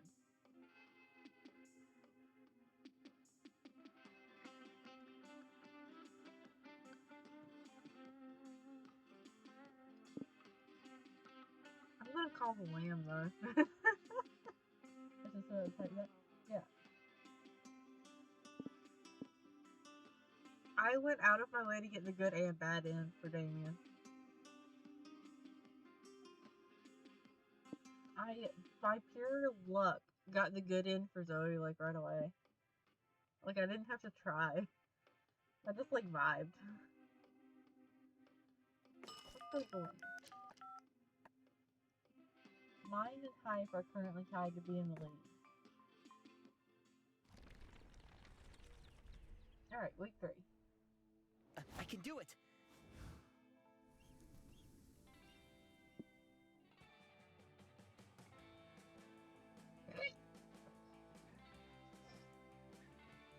Alright, casino, chances are you're gonna have a fun time. Pancake diner, how much pancake can you take? I wanna go to the casino. Now, Polly, let's be careful with our money. I bet you anything that I'm more careful than you. Being careful with our money would have not been not going to the casino. It would have been going to the pancake place. Flashing lights, rolling dice, people sobbing as their lives fortunes are gambled away. License to squirt.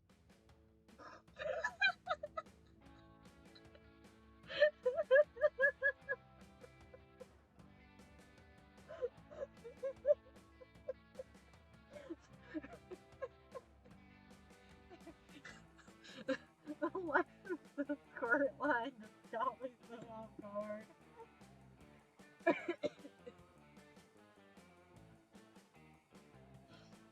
feel like I should take a drink for how hard I laughed at that.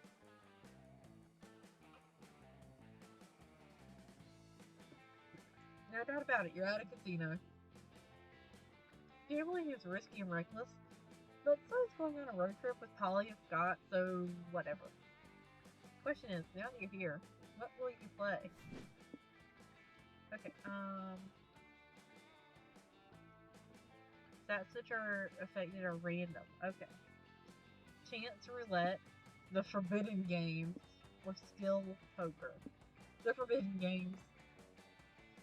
As you enter the casino, ready to make some money. Yes. Yes! I love casinos!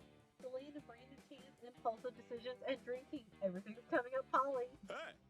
You're the expert here, bro. What game should we play? That's a hard question. There's roulette, slots, craps, poker, poker 2, horse racing, snail racing, which drunk guy will make you to the bathroom first racing, says the mysterious stranger in a dark coat.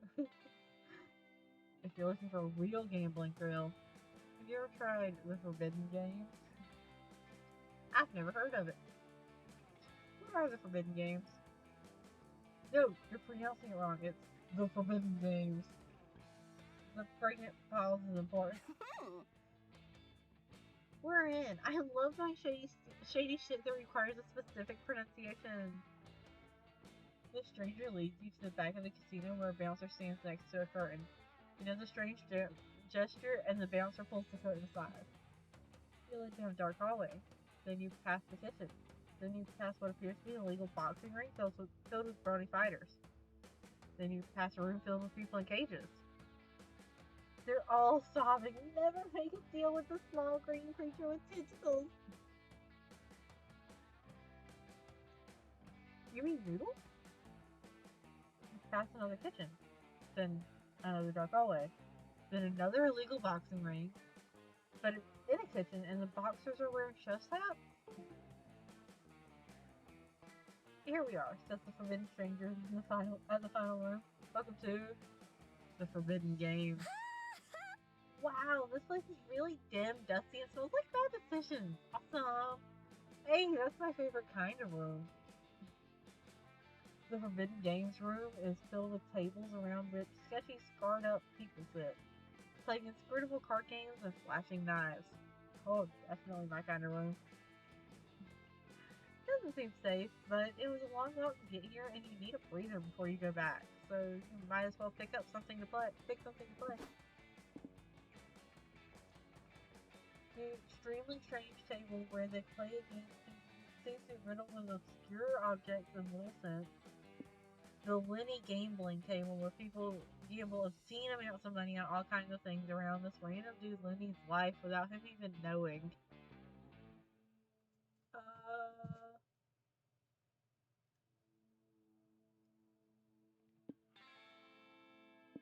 Gambling around Lenny's life. Surrounding the table are several screens, all broadcasting different locales where one guy at Lenny seems to frequently visit. There are cameras at a park, in a metro station, in a diner, in an office cubicle, in a bedroom, in a bathroom. Nice. This is really invasive. But hey, I came here to gamble. Not question anybody's morals. $5.06, Lenny's late for work. Lenny's alarm clock goes off, but he sleeps through it, and he's over an hour late. Point to Polly. Lenny's getting a sandwich for lunch now. Says what? Do I hear any bets that he'll put ketchup on his sandwich? Oh, I bet he'll accidentally put ketchup on his penis instead. Scott, did you do that? Is that an accident that you reasonably have to watch for? Lenny puts mustard on the sandwich to everyone's chagrin. But you get it now. The riskier / less likely the bet on is, the bigger the payout is to happen. Someone wins $1,500 on a winning bet, Lenny will lose his job. Another gets $20K betting that he'll sell his gaming console to pay his rent. I'm sick of you, Lenny, Lenny's husband says on screen.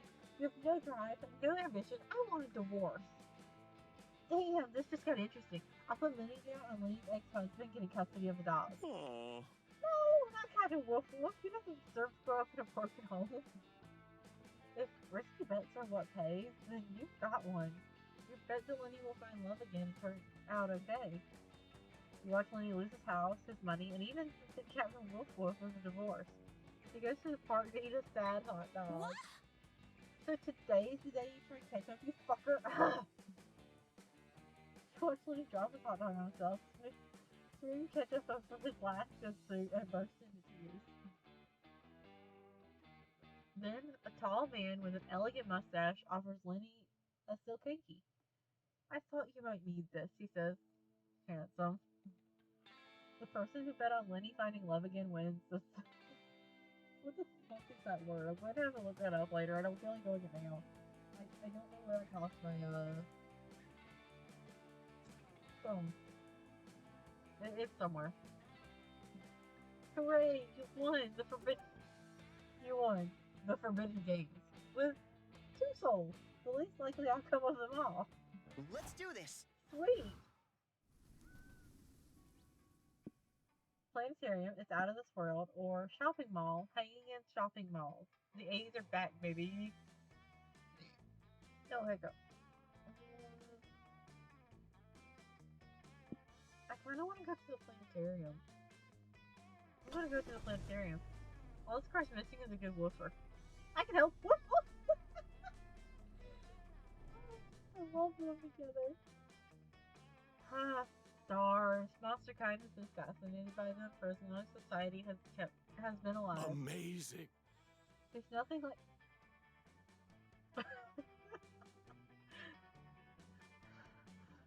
I caught sight of Scott looking through the wrong side of a telescope.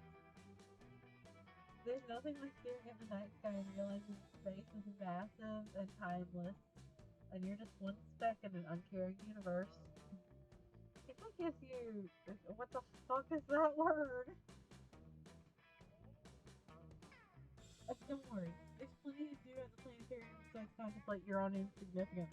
Like, buy a fucking dictionary?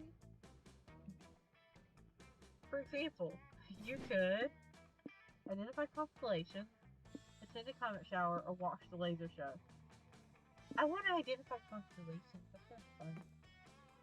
You'd like to learn more about the constellations, but you don't know much about what you're looking at. If only you had an expert to tell you more about them. Sorry to bother you, but I sense that my presence was narratively foreshadowed. Are you folks interested in learning more about the constellations? Oh, I got it. We totally are. What great timing. Then I can help. I'm Andy. I've got a PhD in astronomy, and I can teach you all about the science and history of celestial bodies. Sure, but can your fancy degree teach you how to properly attune to the ever-changing vibes of the universe? Didn't think so. Whoa, who are you? I'm Lee, expert astrologist. I can teach you how the positions of the cosmos affect your moods, behavior, and even your future. Cool, huh? Ugh, not this ridiculous star magic again. You know astrology is hogwash, right? Don't you? Typical skeptic. Just because you can't scientifically prove something's existence doesn't mean it isn't real. I can't use science to prove that you're a huge nerd, but everybody knows it's true.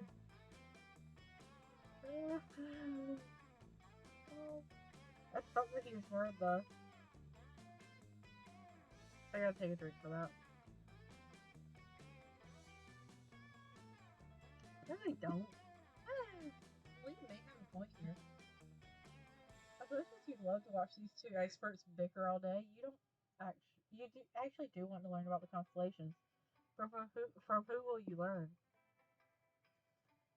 Stars are beautiful celestial bodies by themselves. No need to pretend they're crabs, virgins, or sexy centaurs. Let's hear the astronomy take. There needs to be something else to the stars besides being tons of gas exploding miles from Earth. Let's hear the astrology take. I'm going with the astronomy one. Right, you are my friend. Why embrace unknowable, undefinable magic when the real world is fascinating enough? Awesome, bro! Cool. Dr. Andy, can you tell me anything about the Big Boy Frying Pan constellation? Oh. Well, an interesting fact about that constellation is that it's actually called the Big Dipper.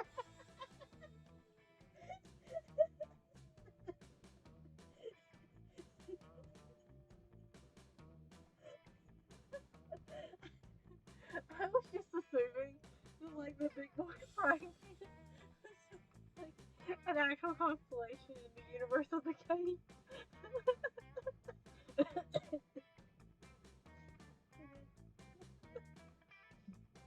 Whoa. You know Big Boy Frying Pan's legal? That's really close.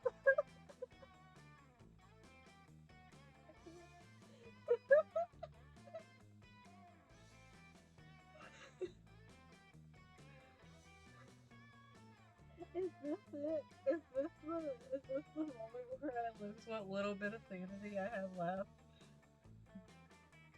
Like, can you tell me about Fashionable Steve? Like, do you know where he got his stocking belt? I want one just like it. Oh, you're referring to Orion.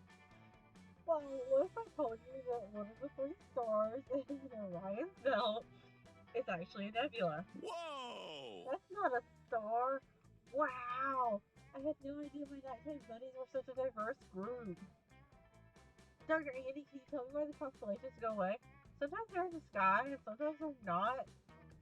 Am I making them mad at me?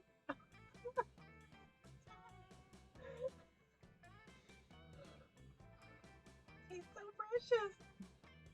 Don't worry, the stars don't really go away. The visible constellations simply change as the Earth rotates around the sun. I can only imagine that the wonderful Dr. Andy is like just sitting there going, what the fuck is this guy doing? What is he looking at when he looks at the sky? Hey! What? The Earth doesn't rotate, silly. The sun rotates around us. You can see it moving in the sky. You think that the... Okay.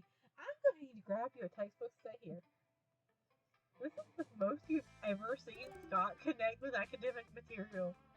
You gain 2 mind learning astronomy, but lose 2 magic for snubbing astrology. All right. And in the last moment, Andy realized exactly what he was dealing with. Border of a 1-person country, and road trips going international, or farm.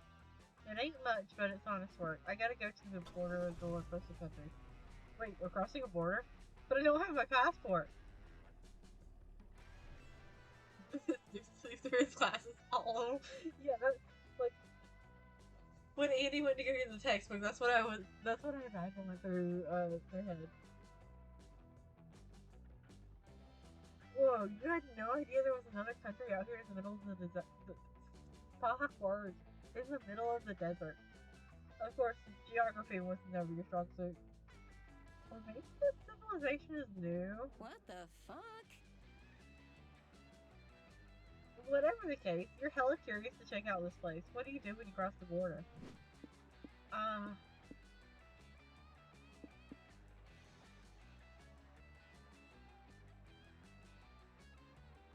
We'll learn the country's customs. country is little more than a cottage in a small field, you knock on the door. Hi there, foreigners! Welcome to my country, Noodles Europe.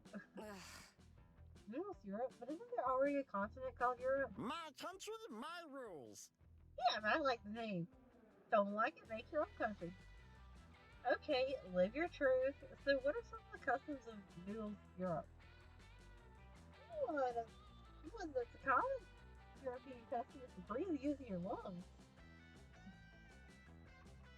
It began as a fashion statement in the upper class, but it became popular in all social castes when people realized lung breathing was the best way to not die of suffocation. We also eat everything slathered in mayo, except for no mayo Mondays, when eating mayo is punishable by death. And the favorite cultural pastime is to write Don Quixote. Huh? You read Don Quixote? No, write it. No European has ever read the original work, but we know about it through pop culture. So whenever we have free time, we take a write the story ourselves. I mean, that's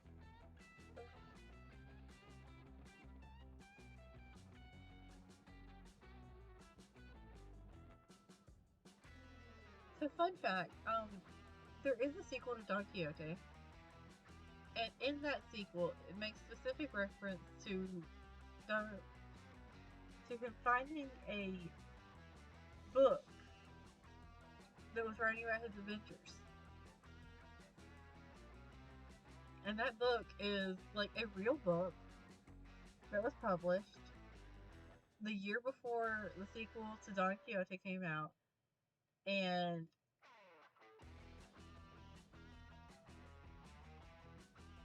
it was more or less an unofficial sequel because copyright didn't exist like that back then. It's kind of like how the legends of King Arthur and stuff like have like French stories that have like added on to it over the course of time and stuff like that, because like,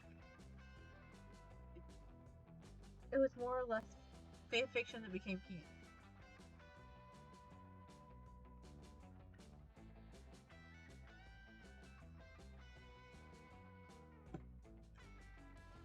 Where was I? Anyways, so you just rewrite the events of Don Quixote verbatim? Oh. Not rewrite, silly. No one's ever read it, remember? We just write what we think is the closest version to Don Quixote we can imagine. In any case, you foreigners are in for a treat. Today's a special day in Europe. Ooh, cool. Is today a holiday or something? Better. Today is dual holidays. Wait, two? Isn't that kind of ineffective? Why not just give each holiday its own day so people can focus on just celebrating just the one? Because it's my country and I make the rules. If I want to have two holidays on the same day, that's how it's gonna fucking be. Peach, why don't you pick a holiday we celebrate? The President of Europe fancy too. Thanksgiving, the holiday in which we all give thanks to those who we love. Freaks Friday, the Friday in which we swap our bodies with a loved one to live wacky misadventures that ultimately teach us a valuable lesson in empathy. I'm not here for empathy. We'll give thanks. Great choice. To show my appreciation for you, I'll visit Europe today. Here's a tank specially made for each of you. Oh, thanks, Noodles. Mine's covered in peanut butter. Yes. My tank shoots confetti instead of bullets, but at the same lethal speed. This rules! Okay, since you guys are my friends, I'll gift you some tanks too. Peach, I installed a gaming chair in yours so you'd feel right at home. I got a gaming chair in my tank, but I still don't have a gaming chair at my desk. Fuck yes! Hey. I want to give tanks too. Peach, take this tank. It's a house for food and heirloom. Passed down through one generation and it's covered in peanut butter. He just gave away the tank he just got. How sweet. Give your friends the tanks too. You're very thankful to have loved ones who gave you such great all share holiday dinner while in your tanks. Then you play some sports, also in your tanks. Full contact tank football was fun and destructive. Tank yoga was more experimental. But dang, tanks are more flexible than you'd have thought. Ooh. Thank you all for celebrating Thanksgiving with me. Enjoy your tanks. Just know if you ever use them against me, I have some self-destruction code. Toodaloo!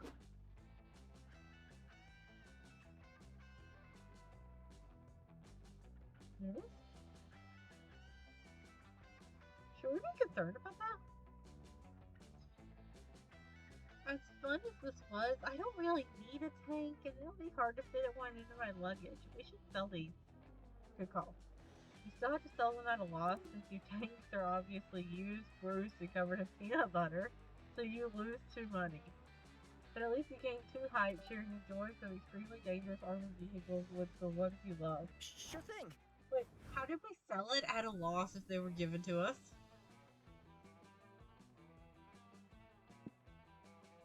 City under attack. You must be the only idiot driving into this city. Low budget reptile show. You wouldn't be so cold blooded you skip this, would you?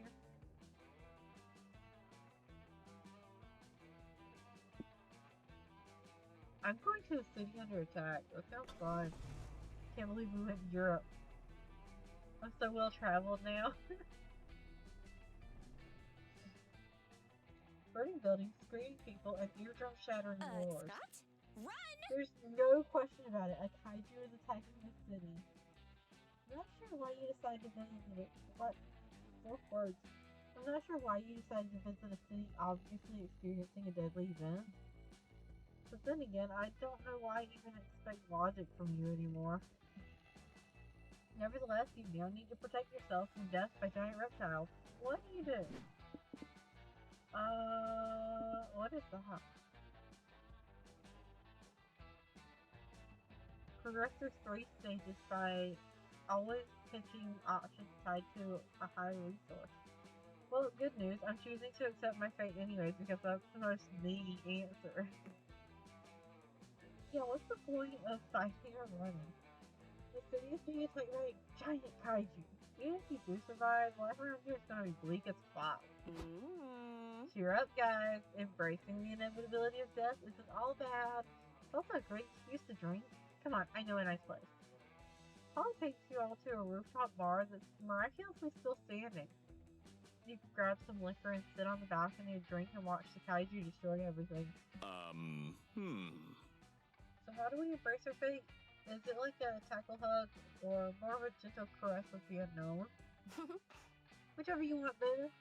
I found that the final moments of one's life are great for introspection, reliving your best moments, making connections with strangers. There's also just like screaming incoherently, but that's not as fun. Making connections sounds cool. You look around to see who else is here, and you lock eyes with the guy here.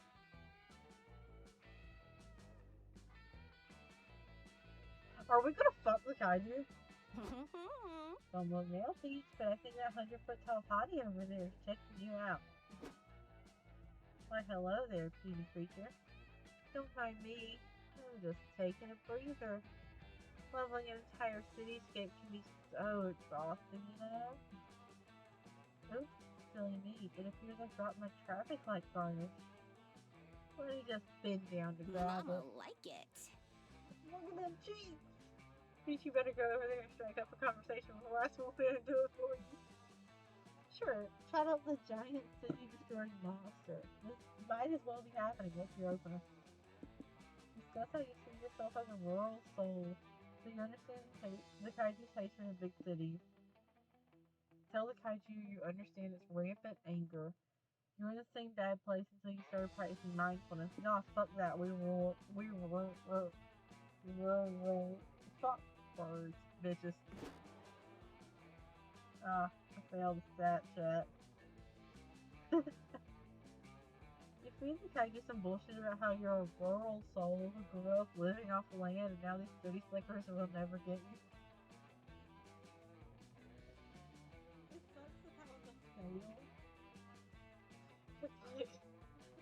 I know where I'm from.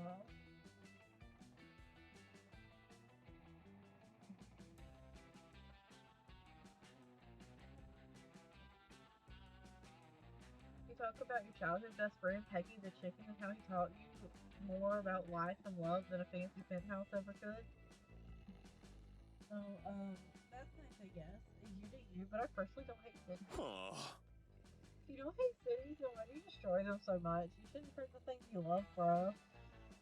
I know. Cities and I have a complicated relationship. They vex me, so I destroy them. But is the kaiju without a city to destroy even a kaiju at all? Fair point. When's the last time you saw a kaiju level of forest? I think those are just called environmental hazards. Perhaps you should call Pecky and see if she'll have a drink with you, Peach, because I definitely won't buy. Aw, man, I fucked up. Well, huge fail, so here's that.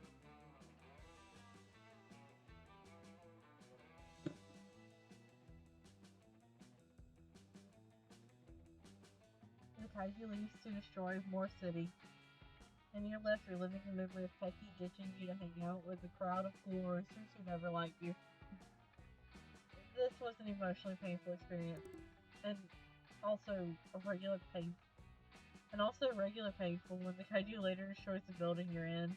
You lose 2 stamina. Oh, rest stop. This is going well. I'm okay. We're going to the bus stop. Okay, I need 5 minutes. This is the bus stop. You can either check for hitchhikers to pick up, or have a conversation with the one that's already riding with you. Conversations are a chill, narrative treat with no choices to be made. If you hold enough conversations with the same hitchhiker, you might score a date ending. Additionally, each time someone interacts with a hitchhiker, their passive effect is triggered. Oh, there you go. As you play, you'll learn what each character's passive effect does. Exciting. You only have one hitchhiker at a time. If you pick up a new one, any prior hitchhiker will leave into the dark of the night. Gain a lot of your lowest resource and lose every other resource, or lose 2 lowest resources in order to gain that amount of highest resource. I mean, I summoned the lamb anyways. I'm sticking with the lamb. You invite the lamb to join your road trip. Sure. Wow, look at me following someone else for a change. Follow the leader. The lamb knows very well that the flock must make sacrifices for their leader. You forfeit your 2 lowest resources in order to give that amount to your highest resource. Okay.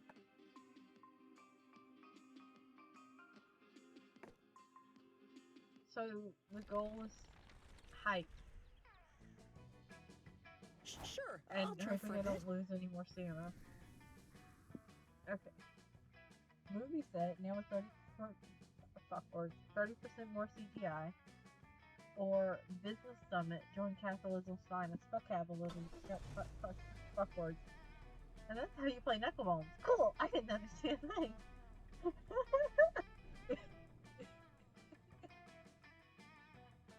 Everyone, at some point, wonders what it's like to be a movie star. And action. You still don't know what that's like? You're just a humble road tripper trespassing on a movie set. But, this might be the closest you ever get to Hollywood, so make the most of it. What do you do?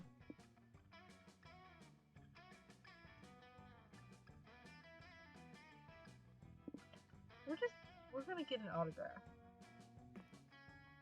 Here's a cool Josh, the famous actor, singer-songwriter, esports champion, skateboarding prodigy, and top 10 chess grandmaster is filming on this set.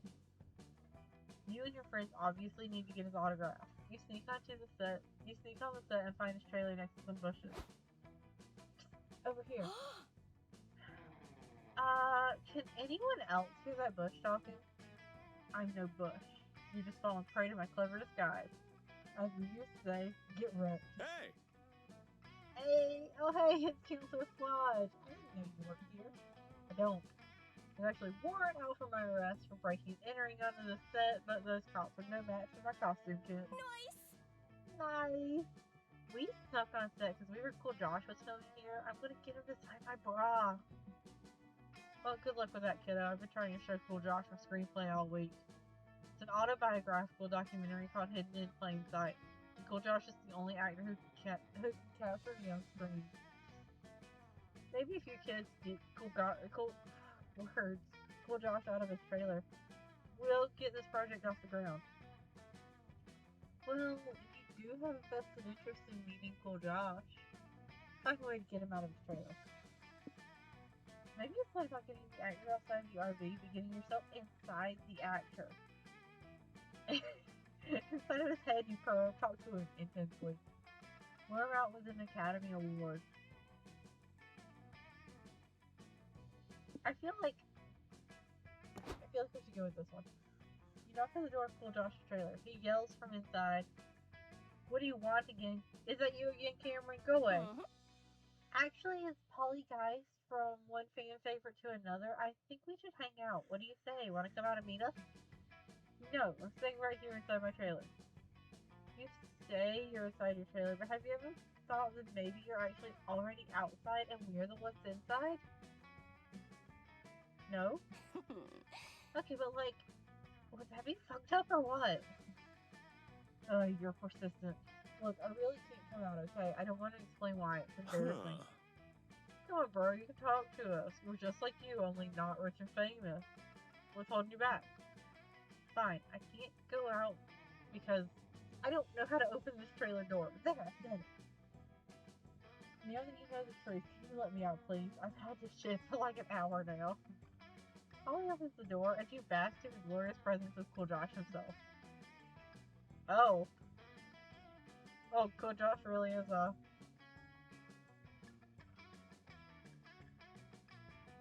quite cool.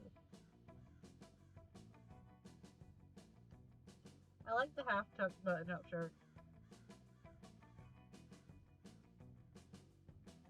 Oh, thank you. Now, what's this about sci-fi?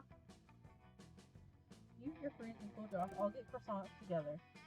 You lost 30 minds in talking in circles, but you got your autographs, which is the pure 3 types. Come on, remember your driving lessons. Lake, let's get wet. Experimental prison. We've brought the fun back to prison and we've thrown the key away.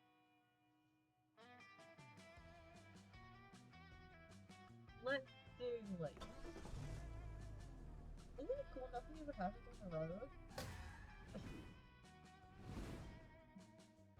You're driving along when you notice 3 adorable critters in bloody, singed cultist robes preying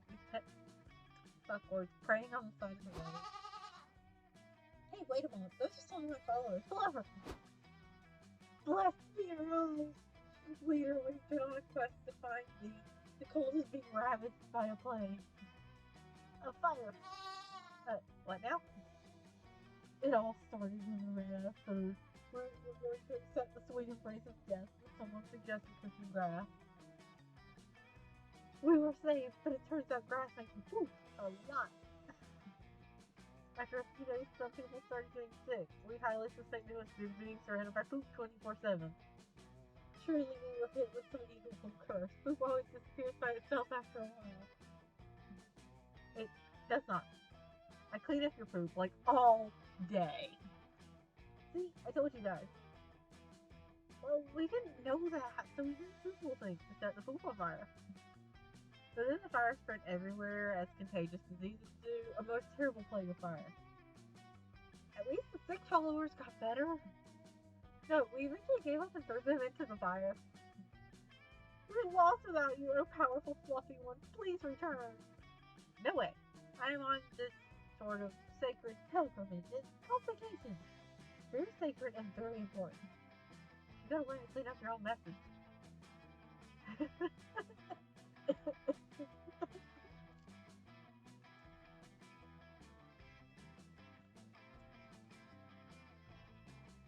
Perfect. I just have this idea. You know how they say fight fire with fire? I say we should start an even bigger fire to defeat the first fire. But never mind. Peach, let's brainstorm something that'll stop my followers from messing everything up again.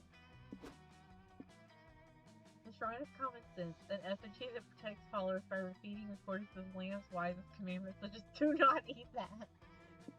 Endless ball pits. The followers busy using tanks so they don't mess things up. It's like a body pit, but more fun.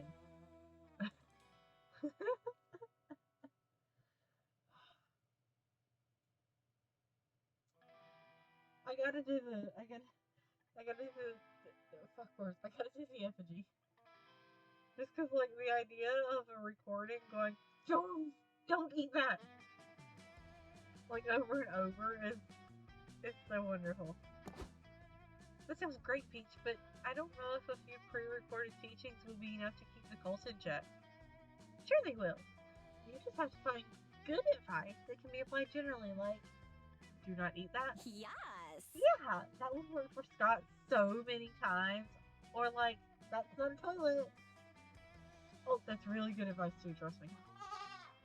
Okay, you've convinced me. I'm going to have the shrine set up right away. A few days later, the followers are back at the cult space, or whatever remains of it. How are you, fellow follower? Oh, not bad. Still hungry though. I can eat a whole horse. Do not eat that. Oh, okay. What? Hey guys, that house is full, so I'm gonna borrow one of the spare bowls of food, okay? That's not a toilet! Oh. Hello everyone, I found this rock that looks like our leader. Who wants to buy it from me? It's very rare. Any market that relies on scarcity to determine value is bound to become speculative and will only bring misery to the people involved.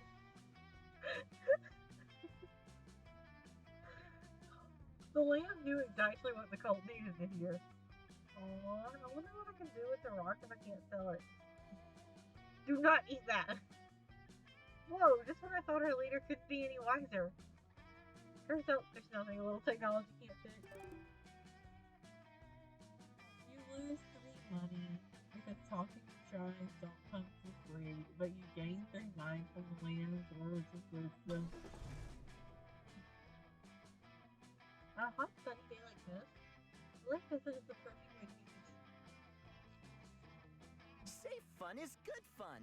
It's also a perfect excuse to see your hot prince in swimsuit. Not that you were fantasizing about this whole time. Nope, definitely not. Anyway, what do you do now that you're here? Go swimming? Build sand castles or collect seashells. We'll go swimming. You're about to get in the water when a loud whistle stops you in your tracks. It's the lifeguard!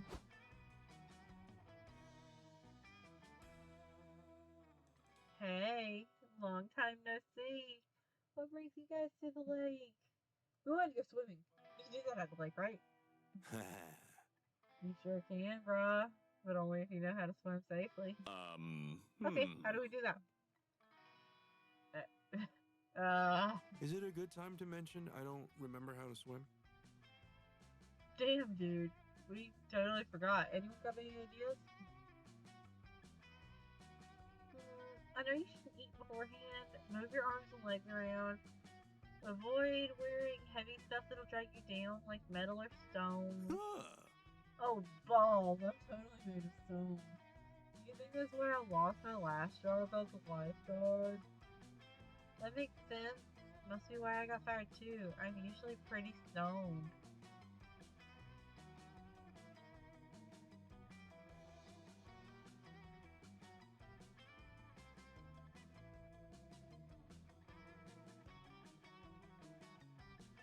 I think I'm in love. Here, take a trip.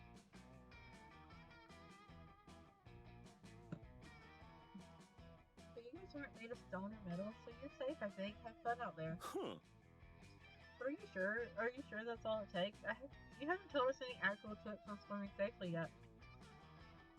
Yeah, fair enough. If you're nervous, I'm sure I've got something in my lifeguard bag that'll help you swim. Whoa. But then again, I also have a lot of random shit in here. Does any of this crap seem helpful for swimming, Peach? Very small tall and intense sweating instructor that's as harsh as he is kawaii. Life insurance, just in case. A pair of bright, arcane armbands that allow their user to cast forbidden floating spells. I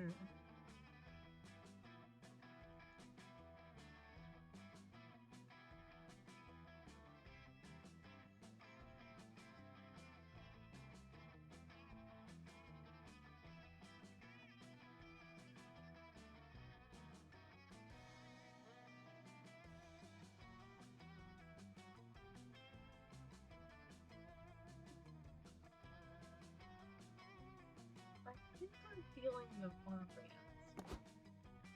Oh, mad respect. The arcane armbands of buoyancy are super powerful magic items.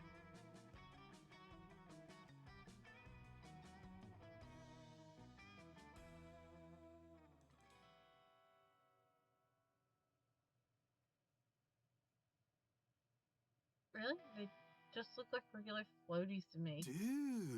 That's because you don't have the magic touch, dude. Wanda and I got ours from Wizard Who Lives at Philip. Philip, the gas station?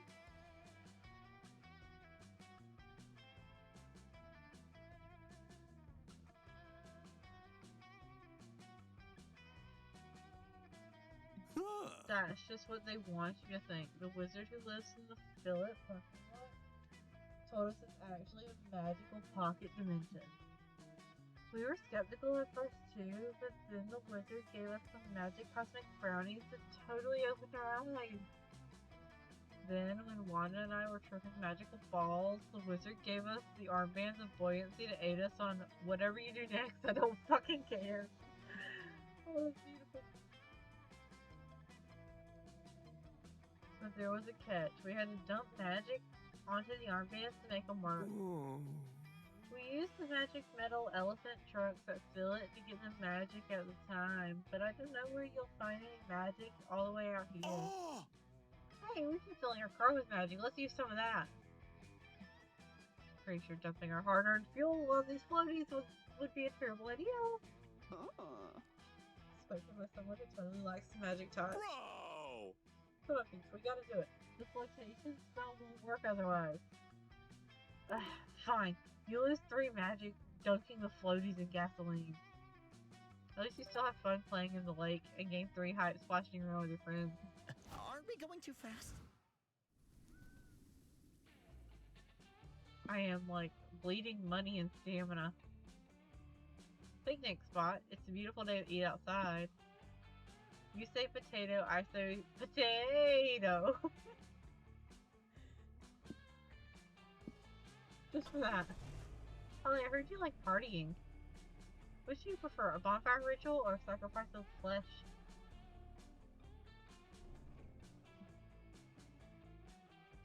Behold the world's biggest potato. So large, so starchy, so rustic. Say chips! So great for the creation of the world's largest plate of french fries. There's plenty to do besides stare at this agricultural marvel. What do you do? Feed from the potato?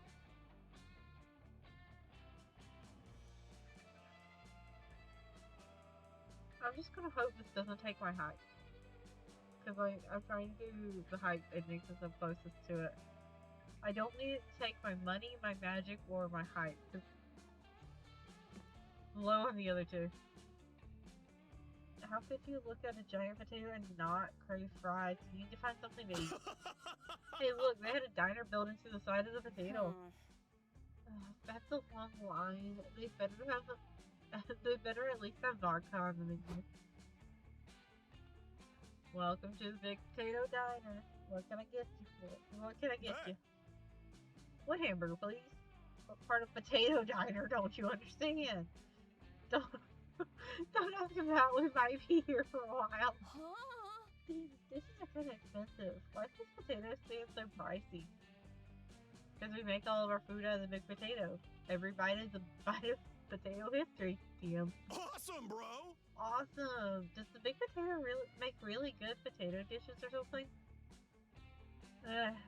If anything, they all kind of taste stale. The big potato is getting a little up there in age. We have the special section on the menu. The manager isn't sure if it's morally okay to keep selling these dishes, so the prices are more competitive. That doesn't sound great, but oh boy, these prices are low. They're so cheap, they won't even make a dent in your money. Question is, which of these dishes will feed you while fucking you up in the least inconvenient way? An infinite fry. Mashed potatoes. I gotta go with the infinite fry, that one looks fun. It isn't literally infinite, is it? There's no way to finish cooking something that defies the laws of time and space. Sure, for legal purposes, it's not infinite. Just try not to think too much about it and stop eating it. Stop eating it at some point, you should be fine. You start eating. You gain 3 stamina. You chew and chew, thinking at any moment you'll reach the end of the fry, but you don't. You eat that same fry for 1 minute, then 5 minutes, then an hour, then longer. There's no end to this crunchy, salty thing. Peach, I'm sorry, but it's time for an intervention. You gotta stop eating that fry. It's unhealthy for you. No way! I've invested too much time into finishing this fry now. I have to see it through. Sunk cost fallacy for the win. Can we at least have some? No, it's my fry. You keep eating it. Your brain cannot comprehend infinity. Not even in such starchy, simplistic terms. You eventually pass out. You wake up in the car. Scott and Polly threw the fry away. So cute here to take care of you, which was nice of them. But you're kind of upset because you finally found your true calling. Eating that infinite fry to completion. Purpose in life. Gone forever. You lose 3 mind. And occasionally suffer from nightmares that make you wake up in cold sweat, looking all stark. God damn it. Sure thing.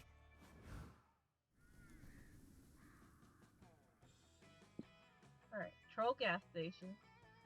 Come all you weary travelers and fill up your gas tank. Or Graveyard. Pay your respects or don't.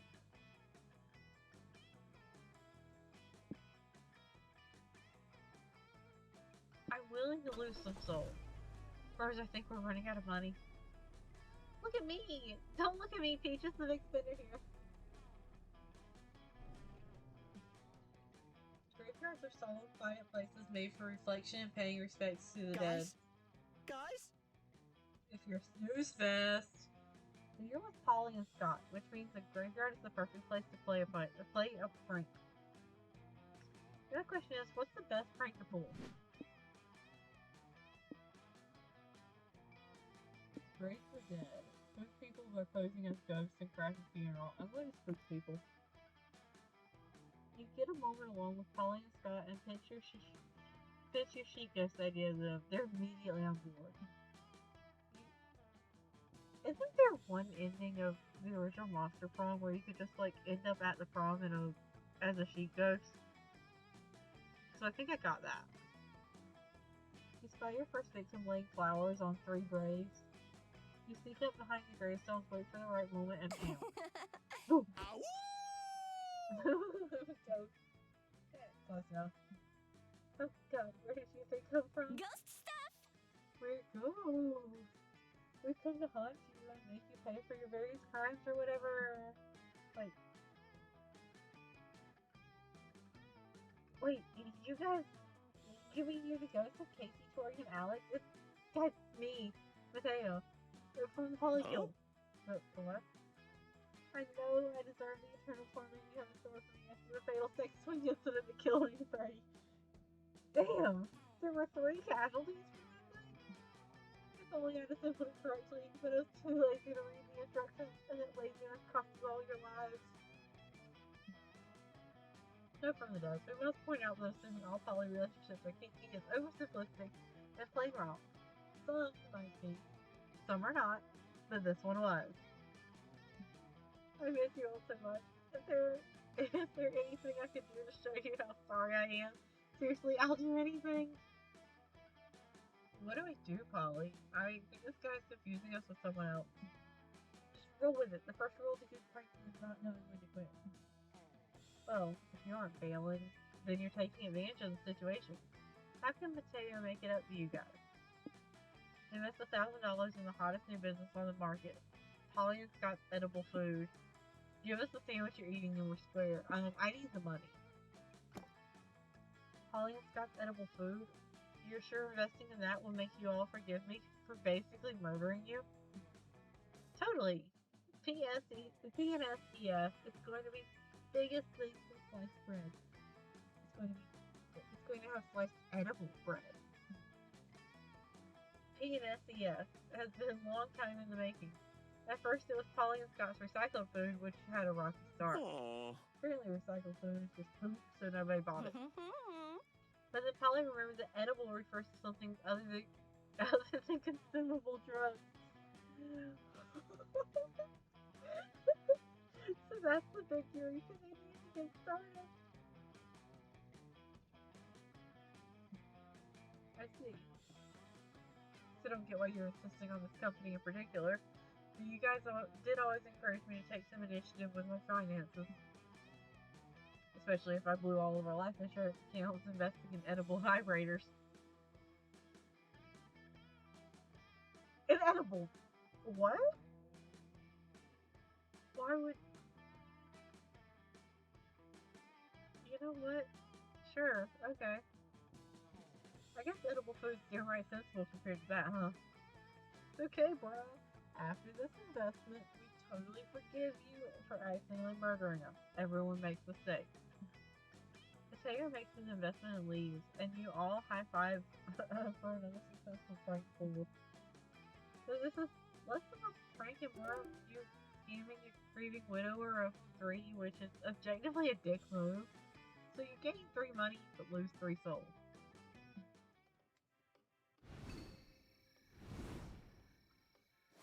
This is going well. Yeah. I'm okay.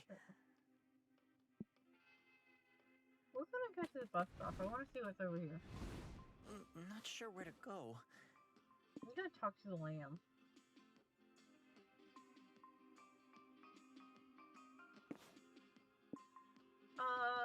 Cult rituals. Ooh, so rituals are some of the most fun you can have while being in a cult. Especially considering most of the other activities are either hard labor, hours of prayer, or dying. I mean, some of the rituals also include dying, but the fun kind. Okay, what are some other rituals you do without the dying bit? Well, there's bonfires, feasts, funerals, holy days, breath, fighting pits, necromantic resurrection, sacrifices of the flesh. Wait, no, I'm pretty sure the last one involves dying. Makes sense? Yep, yeah, it sounds like it. But does it involve the fun kind of dying though? Totally! Big tentacly rots from the ground and gives a big warm hug to the follower. Followers all like, ah! Which is, it's a fun sound. It's the same sound you make if you were riding a roller coaster. And Tentacle is all like, unintelligible screeching eldritch noises. Fine! Well, the feasts and the bonfires surely sound like a good time. Yay! I can teach you some of the lyrics to the chanting we do. It involves a lot of arcane forbidden languages and repeating my name a lot. Sounds like a plan. You spend the rest of the night learning cult chanting. The lamb even improvises a bonfire, and you do some silly ritual dancing together. And you know what? It is fun. Wait, there's something else? Ooh, destination fulfilled. Have fun at Knifeland.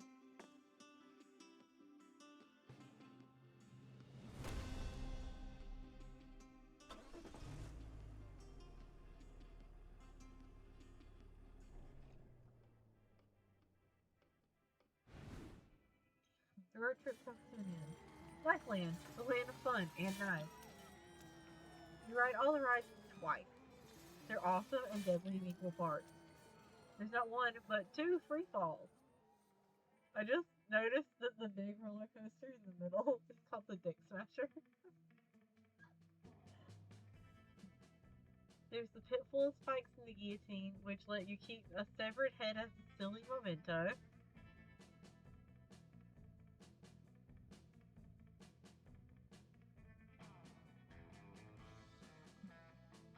There's also the blender, the pendulum, and a volcano.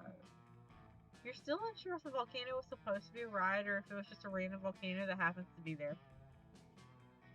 And there's the murder mansion with actual murder. So much fun, and you even managed to survive, which is a big plus.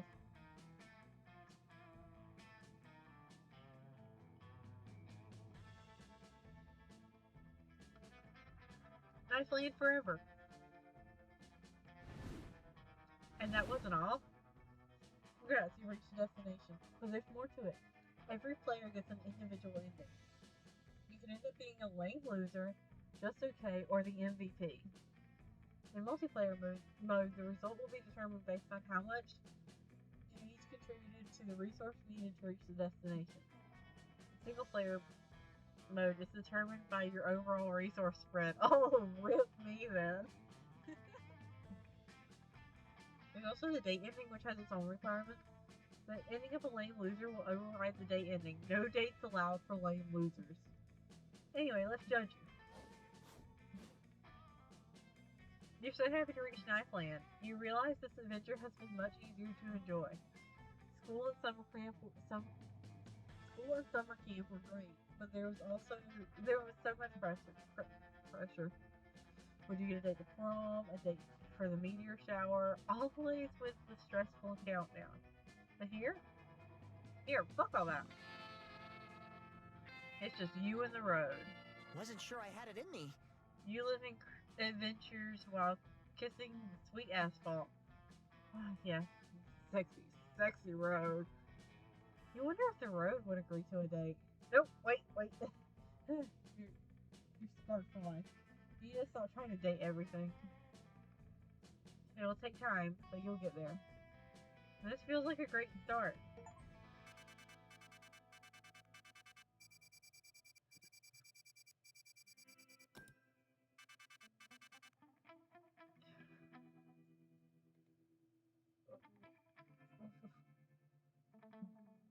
And just like that, the road trip came to an end.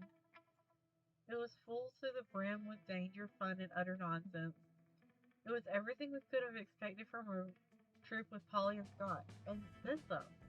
We not only survived the whole thing, but we conquered it and came out different people. It turned out to be a pilgrimage into self-discovery, a rite of passage, a quest for growth. That is to say, a fucking good road trip. As we were heading back home, thought about how all of this was just one of the first stops in a much bigger journey that was only just the beginning.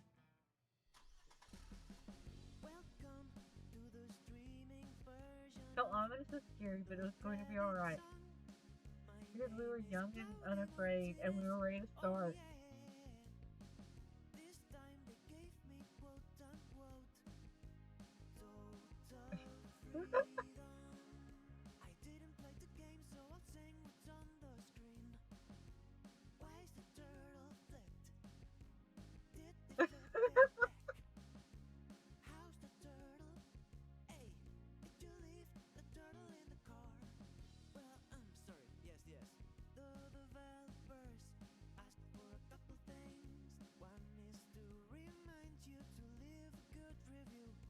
Oh, I love this. So I left a reminder in the song. It's well hidden for you see. So, just so you know, I do have streamer mode on this, so this is the non-copyrighted version of the song, so playing it like off stream, I don't think it has the same ending credit song.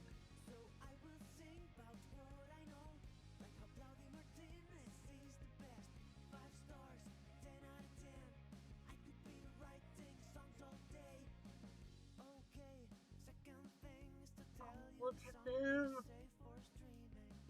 No strikes, no copyright. Careless streaming day and night. Here's some of the things that don't infringe any kind of copyright. Like the lazy orange cat, but his name is Garfield.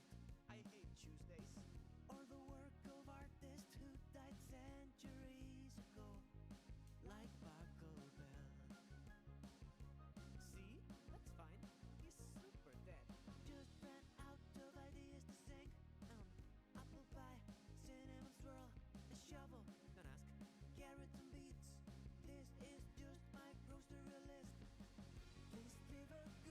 Wait, did it? Was Evangelion on the thank you list?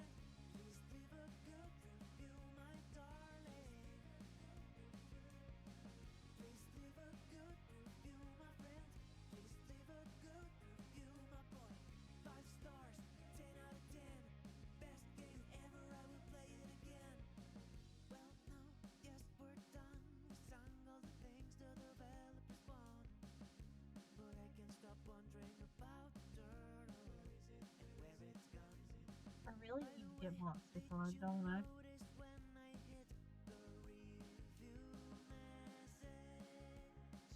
Yes, I know, I'm so subtle. Please don't mention it.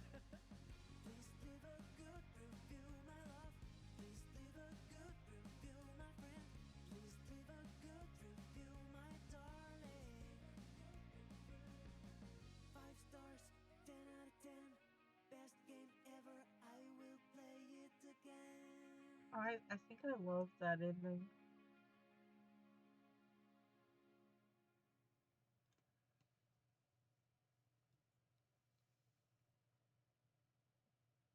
I love when an ending credits has me just as excited to watch it as like playing the game itself. Huh. I have on Prank Master mode. Okay. Alright, well thank y'all for watching. I think this is where I'm going to end it. So I may go through and play the other Monster Prom games at some point on stream. I've played the first 2. I don't have Monster Prom 4, but sometime between now and when I play it on stream, I'll obviously get it. This was fun. I'm very sleepy now, though. So, thank you for joining me. Have a good night.